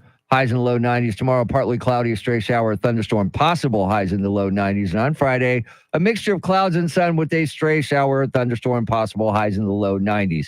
It is 75 degrees in Floresville, 75 at the Snake Farm, and 75 right here in Stone Oak. WOAI News Time, 8:10. San Antonio's first news. If you love college football, and if you haven't made plans for lunch yet, if you're not already going to the Alamo Dome today, the Valero Alamo Bowl's 32nd season officially kicks off today with the PNC Pigskin Preview at the Alamo Dome. We've got president and CEO of the Valero Alamo Bowl, Derek Fox. And Derek, I'm guessing tickets are still available if somebody wants to still go there today for lunch and be a part of all the festivities. Sure. Come on down, have a little Rudy's barbecue, find out about the kickoff to the college football season and what's all in store, and have some fun at the Dome. Sounds like a good idea to me. Mm-hmm. And Derek, you guys are going to award more than $500,000 in scholarships. Talk about how that selection process works. Well, the program today will be our college scholarship program. So we're going to award $255,000 to the 6 local universities, which they match. So it'll be $510,000. And then we typically have a student athlete component to it. And then each university actually selects from the pool. So a number of the students will be there today with us, which will be fun to see them in person. Others who are in class may not join us, but we're certainly going to acknowledge them and kick them off to the season. So it's fun. And Derek, this is the 32nd season of the Valero Alamo Bowl, and the 31 Valero Alamo Bowls prior to this have combined to deliver about $1 billion in economic impact to the city of San Antonio. And now you guys are on a Saturday night. You're going to be on ABC. This is huge. Saturday night primetime. That just screams college football, doesn't it? Amen. ABC. That's exciting. First time we've been on the big network, so to speak. So that's a nice twist for us in this year's 32nd edition of the Valero Alamo Bowl. Obviously, we've got our matchup with Big 12 and Pac-12 and former Pac-12 schools this year. So a very similar matchup to the past. How we got there is a little bit different, but should be another exciting year with top 25 action. Hopefully, a full house and many viewers on TV as well. Now, Derek, every year I drive you crazy as a USC Trojan alum. All I want is my USC Trojans to come to the Valero Alamo Bowl in my lifetime. Explain to me how that works now for teams like USC who left the Pac-12 and went to the Big Ten. Is there still a possibility? Absolutely. Great question. Of course, you really want them in the CFP. So if that doesn't happen, we'll explain that scenario. So USC plays in the Big Ten this year. If they don't win the Big Ten championship and not in the CFP, but are bowl eligible, then they fall into the mix for us and the rest of the Pac-12 bowl lineup from the past. So we'll have the first pick this year. A little different twist that we'll have no parameters. So we truly have first choice, because there's no more conference to select from, so no comparable schedules to look at. So you take a look at the overall body of work and make a choice there to match up against the first team out of the Big 12 outside the CFP as well. So yes, is the answer to the question.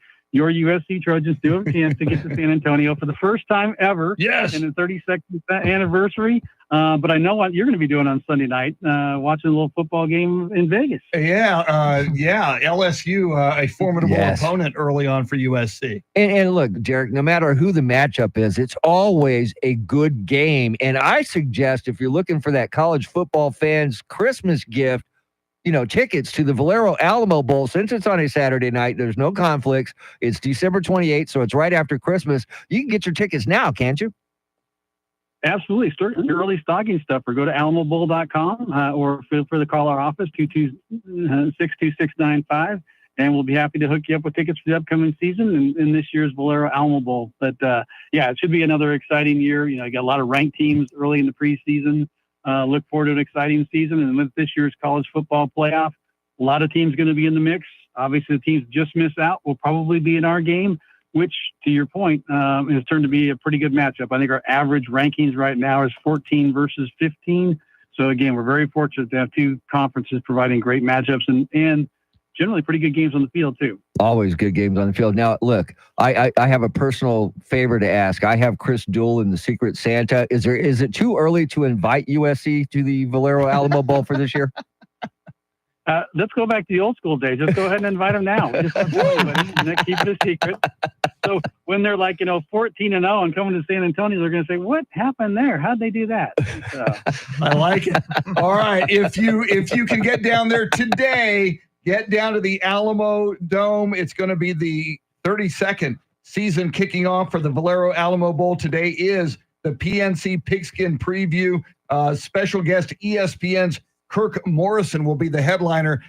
Derek Fox, man, we love you. We love the Valero Alamo Bowl and all the great work you do. Have a great lunch down there at the Alamo Dome today, and thanks for joining us.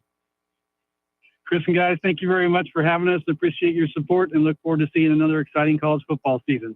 It's going to be great, and the college football season is here. Yes, it is. Lots more coming up. We'll get you caught up on headlines, traffic, weather, and more. Your talkbacks as well. WOAI News Time 8:16.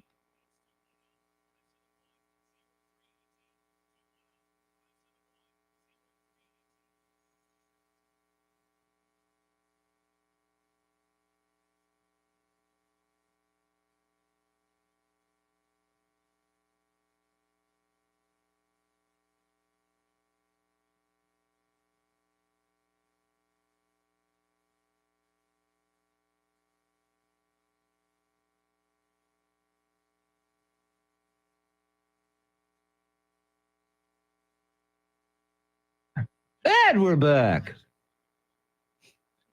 Trevin, Big 12 is too depleted for the Alamo Bowl to matter anymore. Yeah, they're making changes, though. It's always a good game, though, Yeah. man. Always.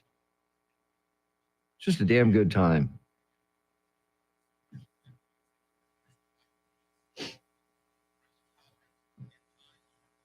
Ooh, they're having a presidential debate watching party. Where? Oh, Tribeca. I'm not going to make it. I am not going to make it, Chris. Sorry.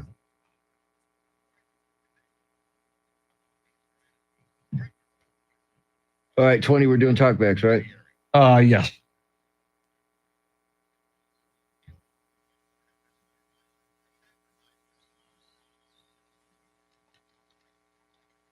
Okay. We got enough. We shall make it.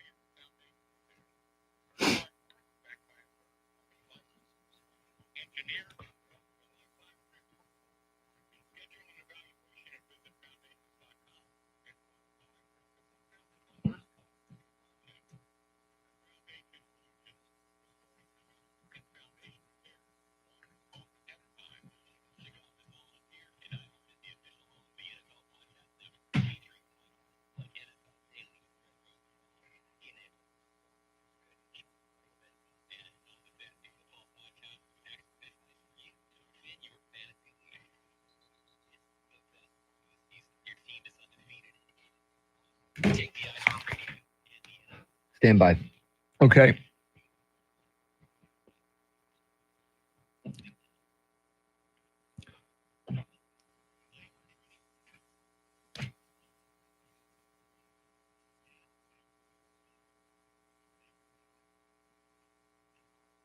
Just ahead of headlines, traffic, and weather together.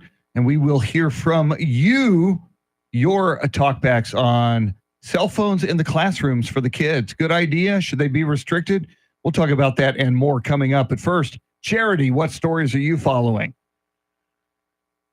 Former President Trump is being charged once again in his January 6th election interference case. Efforts to build a new elementary school in Uvalde are getting a big financial boost. And the opening ceremony of the Paralympic Games takes place today in Paris. We'll have details right now, traffic and weather.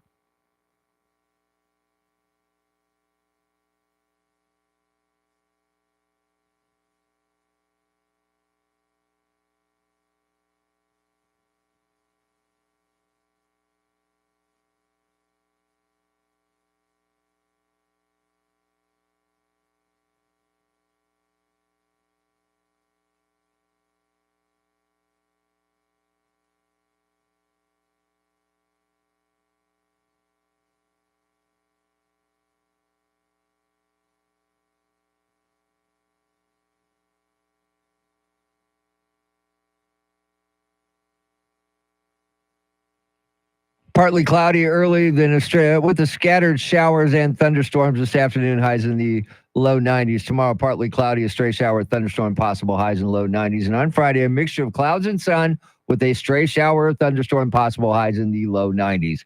77 degrees in Alamo Heights, 77 at Randolph Air Force Base, and 75 right here in Stone Oak. WOAI News Time, 8:21. San Antonio's first news. We've been asking you this morning on the Talkback feature on the free iHeartRadio app, your thoughts about more states across the country either outright banning cell phones from school classrooms or restricting them. What would be the right way to go? And Mr. T, we've got a few responses here. Yes, we do. We've got some from earlier this morning. Here's Tabmaster. Good morning, WI crew. Tabmaster here. Yeah, phones in a school are such a huge distraction, especially with kids nowadays. I think that they should be allowed on their person, for emergency use and whatnot, of course. But other than that, not allowed. Not allowed at all. Not allowed to use it, maybe during lunchtime only. And I say that's it. We got to draw the line. Tell me what you think. Y'all have a great, great day. See, and I don't even know, Charity, if I'm a big fan of lunchtime. I think if schools are supposed to be cell phone free zones except for emergencies, I think lunchtime might be included. Am I too over the top with that? No, I think they need to focus on eating their meal and engaging with their classmates, even recess. Excuse me. I don't think you should have them be able to have access to their phone during recess because that's part of exercising and socializing. Maybe carve out 5 minutes if they need to check their cell phone for a text or something. I don't know. I mean, that may be going too far as well, depending on the age. A lot of it comes down to the age we're talking about. Well, and you got to let them use it at lunch. How else are they going to take pictures of what they're eating? Oh, that's a good point. You got to have it at lunch. They better not have social media. Well, I guarantee you they do. Depending on the age. Yeah, I guarantee it, though. All right, here's Tuesday. Good morning, WOAI. This is Tuesday. I agree phones should be off in school. And if I'm not mistaken, one of the commentators on WOAI, Clay and Buck, one of them doesn't even allow their child to have a phone until they're 14. We might learn something from that. Interesting. Charity, when do your kids get their phones? So I've purchased a phone. It's still in the box. I haven't officially activated it yet. It's because I want my daughter to know how to use a phone in the event of an emergency. We don't have a landline phone in my house. Right. So I want a designated area where that phone will be. And it's a kid-friendly phone that doesn't have any internet access or any other apps. It's just for texting and talking on the phone. So technically, she doesn't have access to it now because I haven't introduced it. I'm about to. Again, it's an ongoing debate in my household, but I just want to be able to communicate with my children in the event of an emergency. Wow. I'm too freaked out. You know, Yeah, I can imagine. Because I was the guy that messed up and I got my oldest daughter when she was 16. I got her a cell phone. Now, my youngest daughter paid for my oldest daughter's mistakes because she did not get one until she got out of high school unless she wanted to pay for it herself.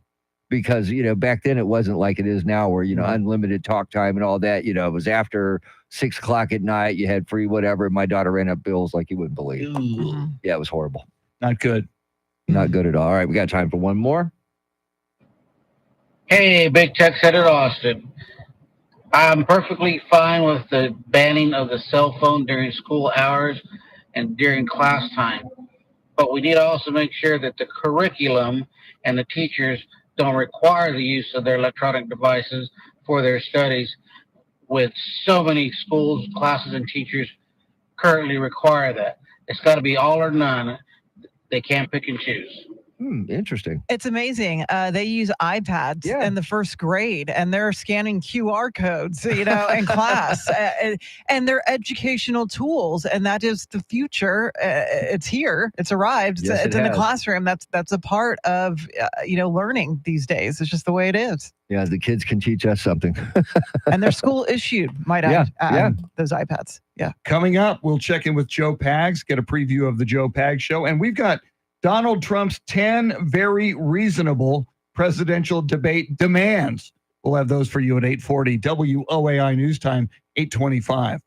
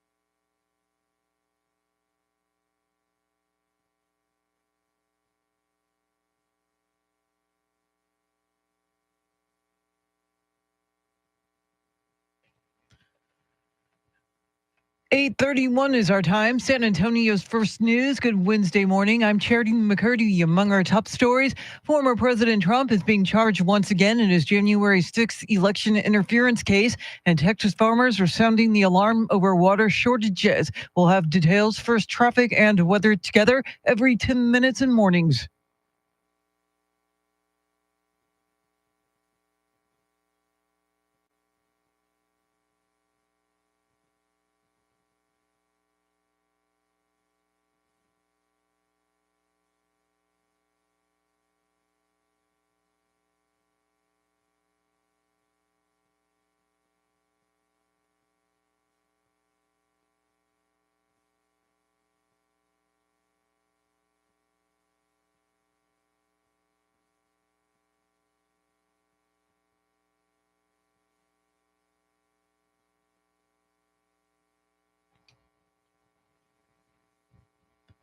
Your Weather Channel forecast for this Wednesday. Mostly cloudy with scattered thunderstorms this afternoon, a high near 90. Tonight's low near 75. Right now, 77 degrees.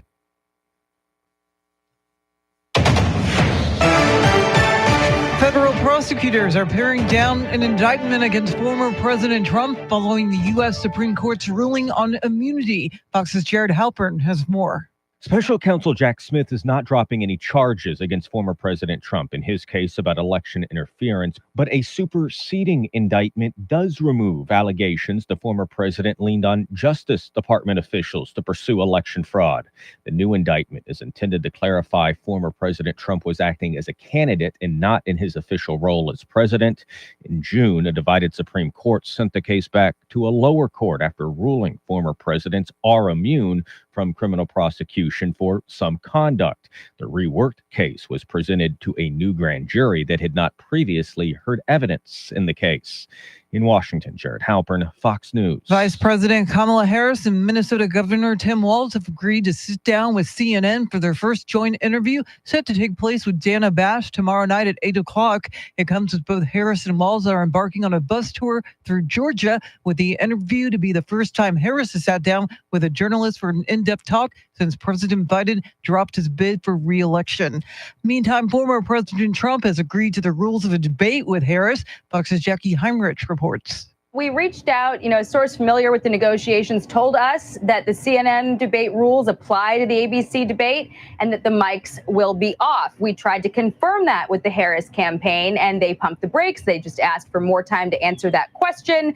But the Trump team doesn't care if the microphones are on or off. The push to keep the mics on is coming from the Harris camp. They've tried to paint this discussion as though Trump's team believes that he can't act presidential and that they need him to hide behind a mute button. But Politico reports it is more about serving up Vice President Harris a winning moment. Quote, privately, the Veeps team believes that Harris can get Trump to lose his cool and say something impolitic on mic. The ABC debate is scheduled to air September 10th. While at the border, Texas U.S. Senator John Cornyn is demanding Mexico to stick to a decades-old treaty over water rights. Senator Cornyn, along with Arkansas Senator John Boozman, were in Mission speaking to farmers. Cornyn says he recognizes an existential crisis for Texas agriculture.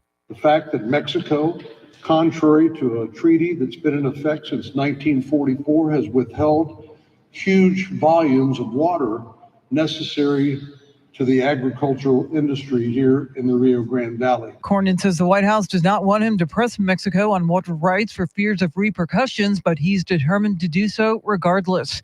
Police in San Antonio are investigating a Northside shooting that left 2 women, including a pregnant woman, with gunshot wounds. Officers say 3 women were traveling in a car along Patricia Drive yesterday afternoon when gunfire rang out at them. The pregnant woman ended up with a gunshot wound to a finger, while another victim was shot in the leg. The third woman was not injured. Police believe there are 3 men who are suspected of carrying out the shooting, but have yet to announce any arrests.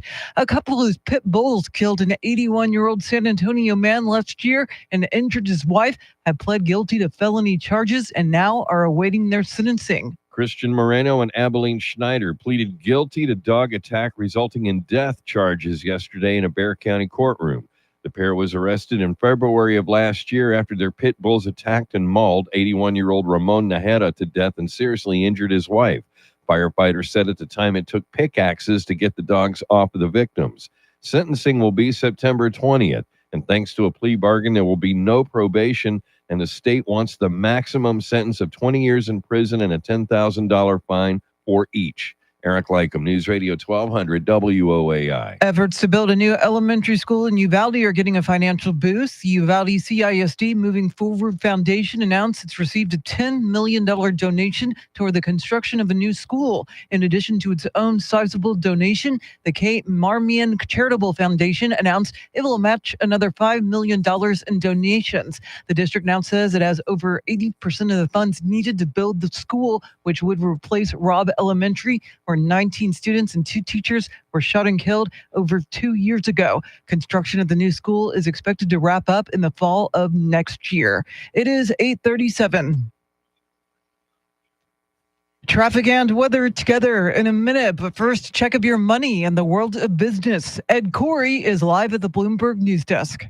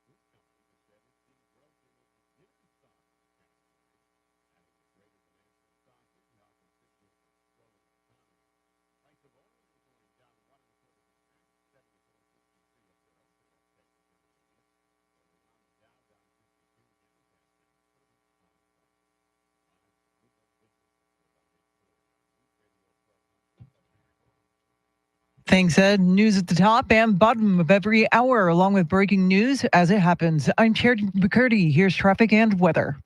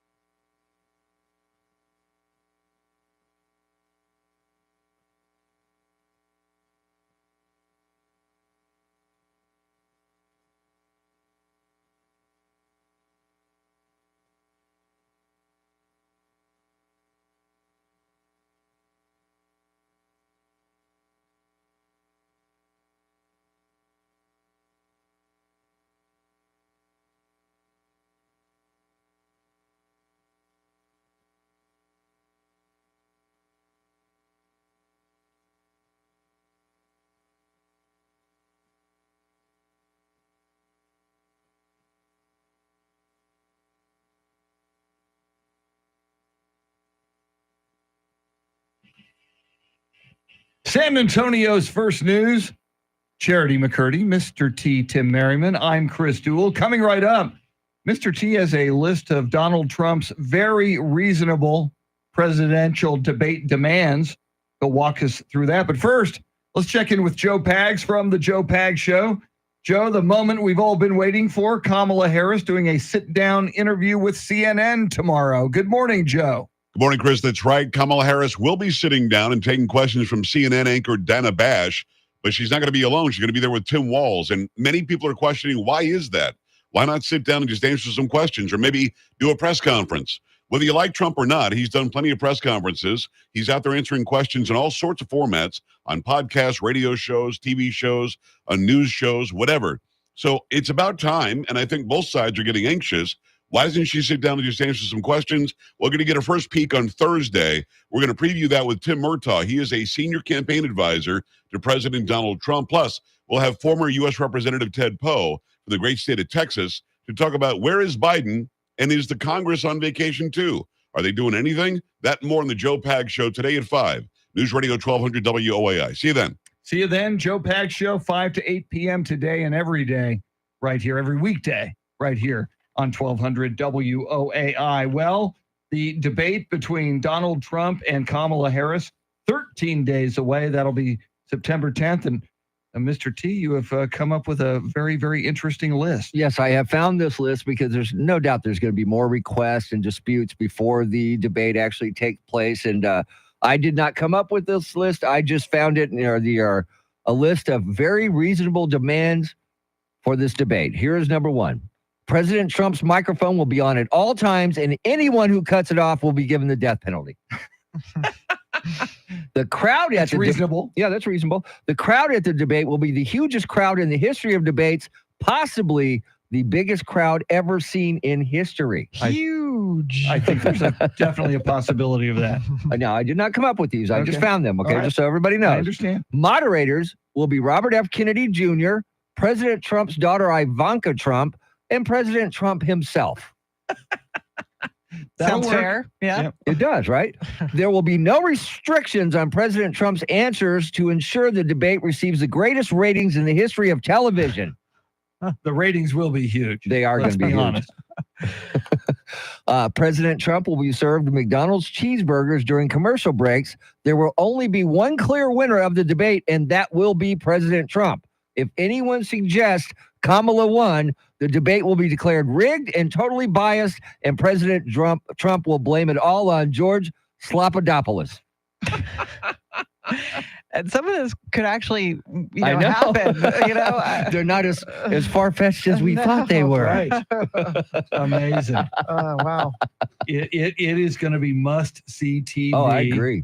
The ratings will, in all probability, be huge. And just like you said at the outset there, I think there's probably going to be a lot of arguing and wrangling. Oh, yeah. Before it does happen, as Charity, as you've been mentioning, we had this big news yesterday. Donald Trump said, I've agreed to the terms. The debate's on. It's going to happen. And the Kamala Harris camp says, no, you didn't. And no, we didn't. And we're still arguing over the microphone. Yeah, I mean, if it's this nasty over the rules, imagine what the debate itself will be like. And I know we can't put like a whole lot of stock in the polling, but it's still entertaining to see how the polls will reflect that first presidential debate if any or either candidate gets a bump. Now, here, since they agreed to this debate when it was going to be President Biden, and they agreed to all the terms before that. Well, didn't he give the okay to Kamala to take over as the candidate? Shouldn't those rules still hold? There's a very good argument that can be made for that. Yes, I see what you're. I see what you're saying. Yeah, there. It makes sense to me. Yeah. But it's also could be perceived as a power move on Kamala Harris's part. Like, no. Let's keep the microphones open throughout the debate, open dialogue. Like they've always been, except for the last debate. But there are those that speculate her true intentions by keeping the mic open so she doesn't have to talk for as long as possible and can immediately stop talking and blame it on being interrupted by the former president. Wow. Yeah, I just find it weird. I mentioned this to you yesterday, Charity, that originally the thinking was that Biden wanted the mics cut because Trump would dominate and interrupt him. So that's why they got that rule in. And now you've got Kamala Harris wanting the mics open and Donald Trump, who does dominate debates, his camp wanting the mics cut off when somebody speaks. It just seems like a weird flip of both camps to want it differently than they originally did. And some argue that it benefited Trump in that last debate with Biden having his mic muted. It made him seem a little bit more professional, presidential, not becoming uncontrolled, unhinged, as he's accused of being sometimes. Yeah, I agree with that. But I go back to all the debates prior to the last one have all been open mics. Yeah, that's the way it should be. I mean, they should have debate rules and stick by those rules, and it should be uniform for all debates. What I like about that is that's the way people speak if they're in the same room together. Everybody has if you interrupt, you interrupt, and even if that's seems odd or rude or against the rules, well, you made that choice. Amen. So, all right. We will get you caught up on headlines, traffic, weather, and more coming right up. WOAI News Time, 8:46. And we're back. Sleepy, welcome back. Jacob C. Hernandez. Welcome Travis, back. Trevin, Eric, Tim K, Eddie. So, like I said, I'm getting out of here right after. I'll see you later, man. Have a good time. Okay. But I'm going to try to get here at 4 a.m. But Dude, if not, you know, don't do something silly. Well, I can handle a don't few kill hours. yourself. Dude, it's not like the world's going to stop because you're not here. Rather you be safe than Yeah, get a good night's sleep. Is he going to be here tomorrow? Yes. Yeah. So I would Then just, really, dude, just don't fret, man. It's Yeah. Thursday. It's Thursday. It's almost Friday, so we'll be in a good mood. Yeah. till, Well, until 8:20. Yeah. you have an idea what you want to do for the music for Friday? If we could come up with enough songs, man, football would be great. football. Yeah. We do like, okay. I have a list of it. They're all country. There's got to be football songs out there or something to do with, Labor Day, or it's the official end of summer. So technically, Boys of Summer. we could lovin'. summer. We could go back to It a could be end of summer list Yeah, it could be again. end of summer. Yeah, summer. Yeah. Yeah. I like that. Whatever one, football or summer, whichever one of those. Well, actually, a combination would be nice. Football, summer, because there's not that many football End songs. of summer and football. Yeah. There you go. We call Yeah. it football. Getting ready for Labor Day weekend playlist. We'll just call it Labor Day weekend playlist. There it is. Cool. Have you heard back from Tangi? I have not. Okay. I've got to get in touch with her.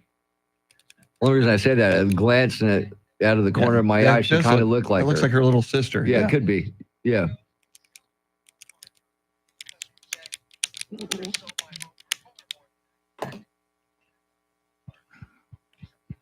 Just gonna throw it to her, right? Yes. You know what we could do? Close out the show. Those poor people stuck up at that International Space Station. Sure. Should be a TV show, Chris. One more time? Yeah. All right. Because it's pretty dang funny.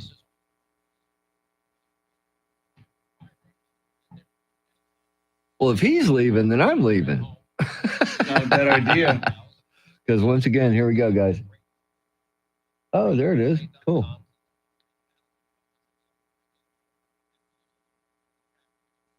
I have her promo. Cool. So we can do that right after the show if you want.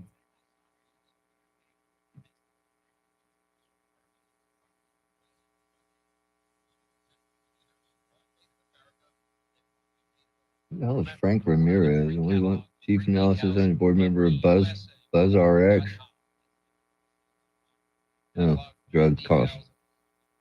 I know drugs are not cheap.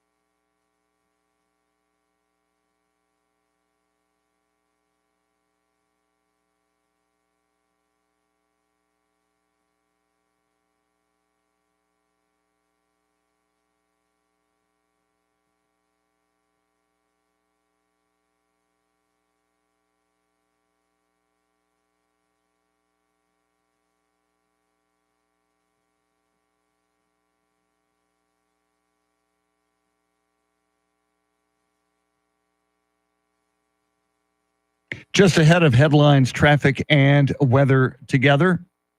And then we'll bring something back by popular demand. It just won't be the astronauts because they're not coming back anytime soon from the International Space Station. But first, Charity McCurdy, what stories are you following?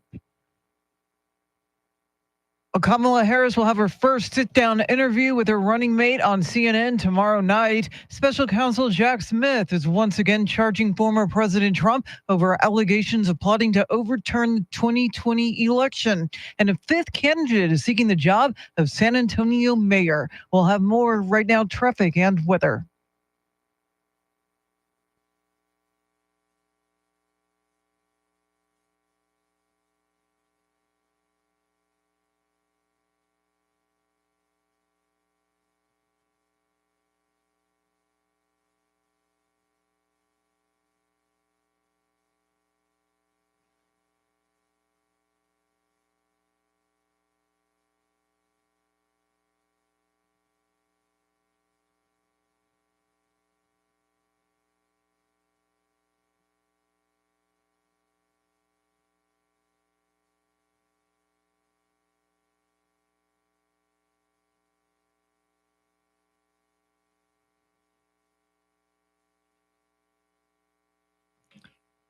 Some clouds this morning, scattered showers and thunderstorms this afternoon, highs in the low 90s. Tomorrow, partly cloudy with a stray shower and thunderstorm possible, highs in the low 90s. And then on Friday, a mixture of clouds and sun with a stray shower or thunderstorm possible, highs in the low 90s. It is 77 degrees at Randolph Air Force Base, 76 in China Grove, and 75 right here in Stone Oak. WOAI News Time, 8:52. San Antonio's first news. You listen to this program, you know Charity McCurdy, Mr. T, and I are big space program fans. And we've been keeping a close eye on the International Space Station. And Mr. T, these astronauts, the two of them who went up there on that Boeing Starliner spacecraft, going to have to stay until February because of all the problems with that Starliner spacecraft. And we're thinking with all that time on their hands, maybe there's a reality television show available to be produced. You know, that'd be a great idea, Chris. And here could be the theme song. Just sit right back in your space capsule. You are not going home. The Boeing ship that took you there is another mission blown. No friends, no pets, no Halloween. In orbit you will roam. You might just meet some aliens and get an anal probe. So join us back on Earth, my friends. We miss you very much. We'll see you in person again next year, because Boeing really sucks. And the more I think about it, Charity, I think a reality show on the International Space Station, kind of like a Big Brother kind of a thing, where you got house guests on the space station and you vote people off the space station. That could be fun. Julie Chen could be involved. Ooh. Let's just hope Butch Wilmore and Sonny Williams really get along. I mean, because there's not too many places you can go to escape each other. I don't know how they're managing, quite honestly, but it takes a special person to be an astronaut. Absolutely. Amen. And I still believe if you've wanted to be an astronaut all your life, and most kids grew up wanting to be an astronaut, and you wound up having to stay several more months in space, you're an astronaut. Isn't that kind of on a certain level a bonus? I know you're going to miss your family, miss your kids, want to get back, maybe want to get away from Sonny if you're not getting along. Yeah. But It's that hair. It's Butch. Butch is the problem. Oh, No, I'm Butch kidding. is the problem. No, it's Get Sonny. away from Butch. I mean, but you get extra bonus time in space. Yeah. I mean, it's an incredible view, but life is happening on Earth, and I think I'd want my feet on the ground at some point sooner than later. Well, and like I saw a picture of, it's Sunny, right? The female? Yes. Yeah, I saw a picture of her when she was on Earth, and she looks completely different because her hair is not all up in the air like it is out there. That tends to happen. Gravity. Yeah, gravity. Yeah. Tends to happen. I know, in but it's space. kind of cool. Kind of cool. All right. So we can go a little bit longer. I was We just go a little- informed that Sean Hannity is not here today. Thank you, EJ. That's a little bit helpful. Appreciate that. Yeah. I'm telling you, though, Boeing, my God, all the problems they've had with those 737 Maxes, and now you've got, and you would think, okay, well, we're in the space business, so Starliner is really going to help us from a PR standpoint, and it has been just nothing but a disaster. So, gosh, if you're a Boeing executive right now, you're not loving life. Yeah, definitely another black eye for Boeing. And I mean, who knew? It's like the phrase of 2024 has been helium leaks and thruster issues. I mean, it's crazy. It's crazy how many when it comes to just space launches in general, I know SpaceX had an issue. I think they were trying to get their spacecraft off the ground this week, and they had issues with helium leaks. So hopefully their Polaris Dawn mission will happen at some point, maybe Friday, perhaps. That's what it looks like Friday. And this is the one where they're taking up the 4 civilians. Billionaire. Yeah, billionaire to and go his up and do a buds. spacewalk. Yes. And yeah, that's just wow. And the specially designed SpaceX suits. So it's going to be kind of a fashion situation. A lot of I scrutiny. think I would go with more practicality over fashion. Yes. I want something that works. It's Elon Musk, so there'll be a combination of the two. You can be assured of You that. would hope so. Yeah. Well, we look forward to that. And of course, tomorrow on the program, we'll be getting you ready for the sit-down interview with Kamala Harris and Tim Walz with Dana Bash. That'll be tomorrow night on CNN. I'm sure we'll be talking about that and a whole lot more. Tomorrow morning, we have Charity McCurdy coming at you with all the news you need to know at the top of the hour. Then Glenn Beck, WOAI News Time, 8:57. Everybody have a great day, and we will talk to you tomorrow morning. Say goodbye, Chris. Goodbye, Chris.